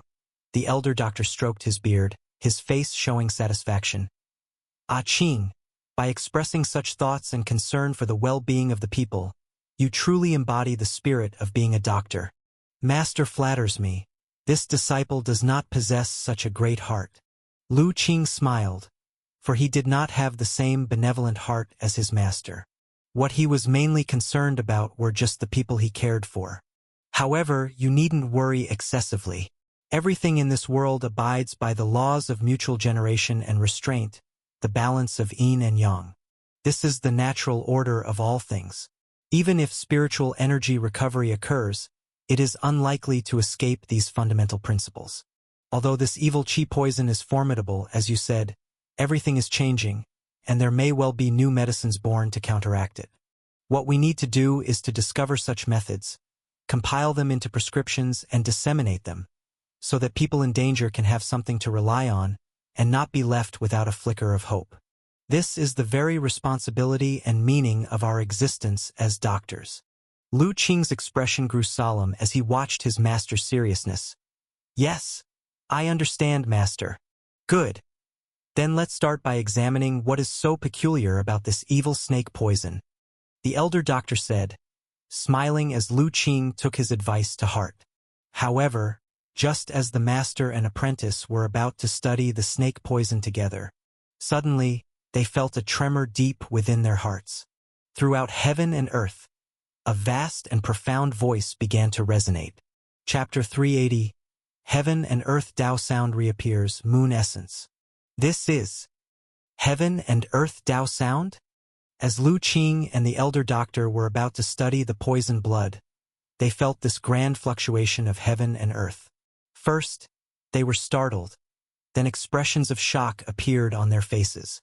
It was because they discovered that this fluctuation of heaven and earth was identical to the Heaven and Earth Tao Sound that had marked the beginning of the changes in the heaven and earth rules. Immediately, neither of them cared to study the poisoned blood anymore. They hastily left the room and looked up at the sky. Brother! Little Yen, holding little Li, ran out from the room. Clearly, she and little Li had also heard the Heaven and Earth Tao Sound. Mr. Lu! At this moment, Hu Zheji, limping from his own room, appeared with a trace of panic on his face. What is this sound? I'll explain it to you later. Let's go to the rooftop first. Lu Qing, with a grave expression, held little Yen with one hand and supported Hu Zheji's arm with the other. With a few leaps, they arrived on the inn's rooftop. As for the elder doctor, it was even easier for him. He casually strolled and floated up to the rooftop. The ease with which he did so made Hu Zheji's eyes widen. She then realized that the always amiable and benevolent elder doctor was also a martial arts master beyond her imagination. The rooftop of the inn was quite flat. Lu Qing made sure Hu Zheji was comfortably seated before he looked up at the sky. At that moment, another invisible Heaven and Earth Tao sound resonated, echoing through the heavens and earth. Mr. Lu, this. Hu Zheji then realized that the sound she heard came from high up in the sky, her mouth agape in amazement. Silence. However, at this moment, Lu Qing did not have time to explain to her. He was observing the situation in the sky. Today was the day of the full moon, but he only then noticed how unusually clear the night sky was. and how exceptionally clear and bright the full moon was, vaguely giving off an inexplicable oppressive feeling. Seeing this, Huzaji suppressed her doubts and also looked towards the sky. Another heaven and earth Dao sound echoed. Thus, they quietly stayed on the rooftop, listening to one after another of these heart-stirring heaven and earth Dao sounds. Finally, after the ninth Dao sound echoed, tranquility returned to heaven and earth. However, the expressions on the faces of Lu Qing and the elder doctor did not relax, for they faintly felt that some sort of oppression between heaven and earth was becoming even heavier. That bright, brilliant full moon became even rounder and larger. It seemed that something was brewing inside it, wanting to break free. Lu Qing stared tensely at the moon in the sky, hoping to discern something. But this time, his normally infallible superpower failed for the first time. Although he could see the moon, he couldn't tell if it was too far away or if the moon's existence was of too high a caliber. He looked for a long time but saw no text emerge in his field of view. However, although his superpower could not extract any useful information, Lu Qing could feel that something was brewing between heaven and earth. Ow! As that strange aura brewed, Little Li in Little Yan's arms began to become inexplicably restless. Little Li, what's wrong? Little Yan soothed its head with her hand. Lu Qing was about to inquire when, suddenly, he heard excited neighing coming from the inn stable where their 2 tall horses were kept. And faintly, from the forests near Yunlai town, the long howls of many wild animals could be faintly heard as well. Before Lu Qing could figure out what was happening, he suddenly turned his head to look at the sky. At the same time, the elder doctor also shouted, "Ah Qing! It's coming!" Following the elder doctor's words, that strange aura in the atmosphere seemed to have brewed to its peak, and high above that bright moon suddenly burst into brilliance. Following that, Lu Qing saw countless dots of moonlight, like falling stars, descending toward the earth. Seeing such a once-in-a-lifetime spectacle, Lu Qing's eyes suddenly widened. He thought of a legend recorded in the legacy of the Li Hui sect. Ow! Seeing the descending moonlight, Little Li became instantly excited. It lunged towards the sky. It could feel that the moonlight was immensely beneficial to it. With one leap, Little Li dashed up more than 30 feet into the air. However, the moonlight, though seemingly close, was still very far from them. Thus, as expected, Little Li caught nothing and had to lightly flip and land back on the rooftop. Little Li, don't rush, just wait a little longer. Seeing Little Li back on the rooftop and wanting to leap out again, Lu Qing reached out to hold it. He then turned his head to his master. "Master, this moonlight essence is a great opportunity for Little Li. I need to try to collect as much of it as possible. Please, Master, help me protect." "Good." The elder doctor didn't ask further and directly nodded his head. Seeing the master agree, Lu Qing immediately sat down on the rooftop. Time was of the essence, and he could no longer afford to disguise his actions further. He reached into his chest and pulled out a palm-sized jade bottle. He then placed the jade bottle before him. The next moment, his thought shifted, and from his brow chakra, the divine soul talisman, originally hidden inside the earth spirit pearl, suddenly burst out. It expanded upon meeting the wind, transforming into a huge talisman with tremendous power, putting the earth spirit pearl underneath and reclaiming the central position in the chakra space. As the divine soul talisman unfurled its power, a divine soul fluctuation began to emanate from Lu Qing's body, startling even the elder doctor.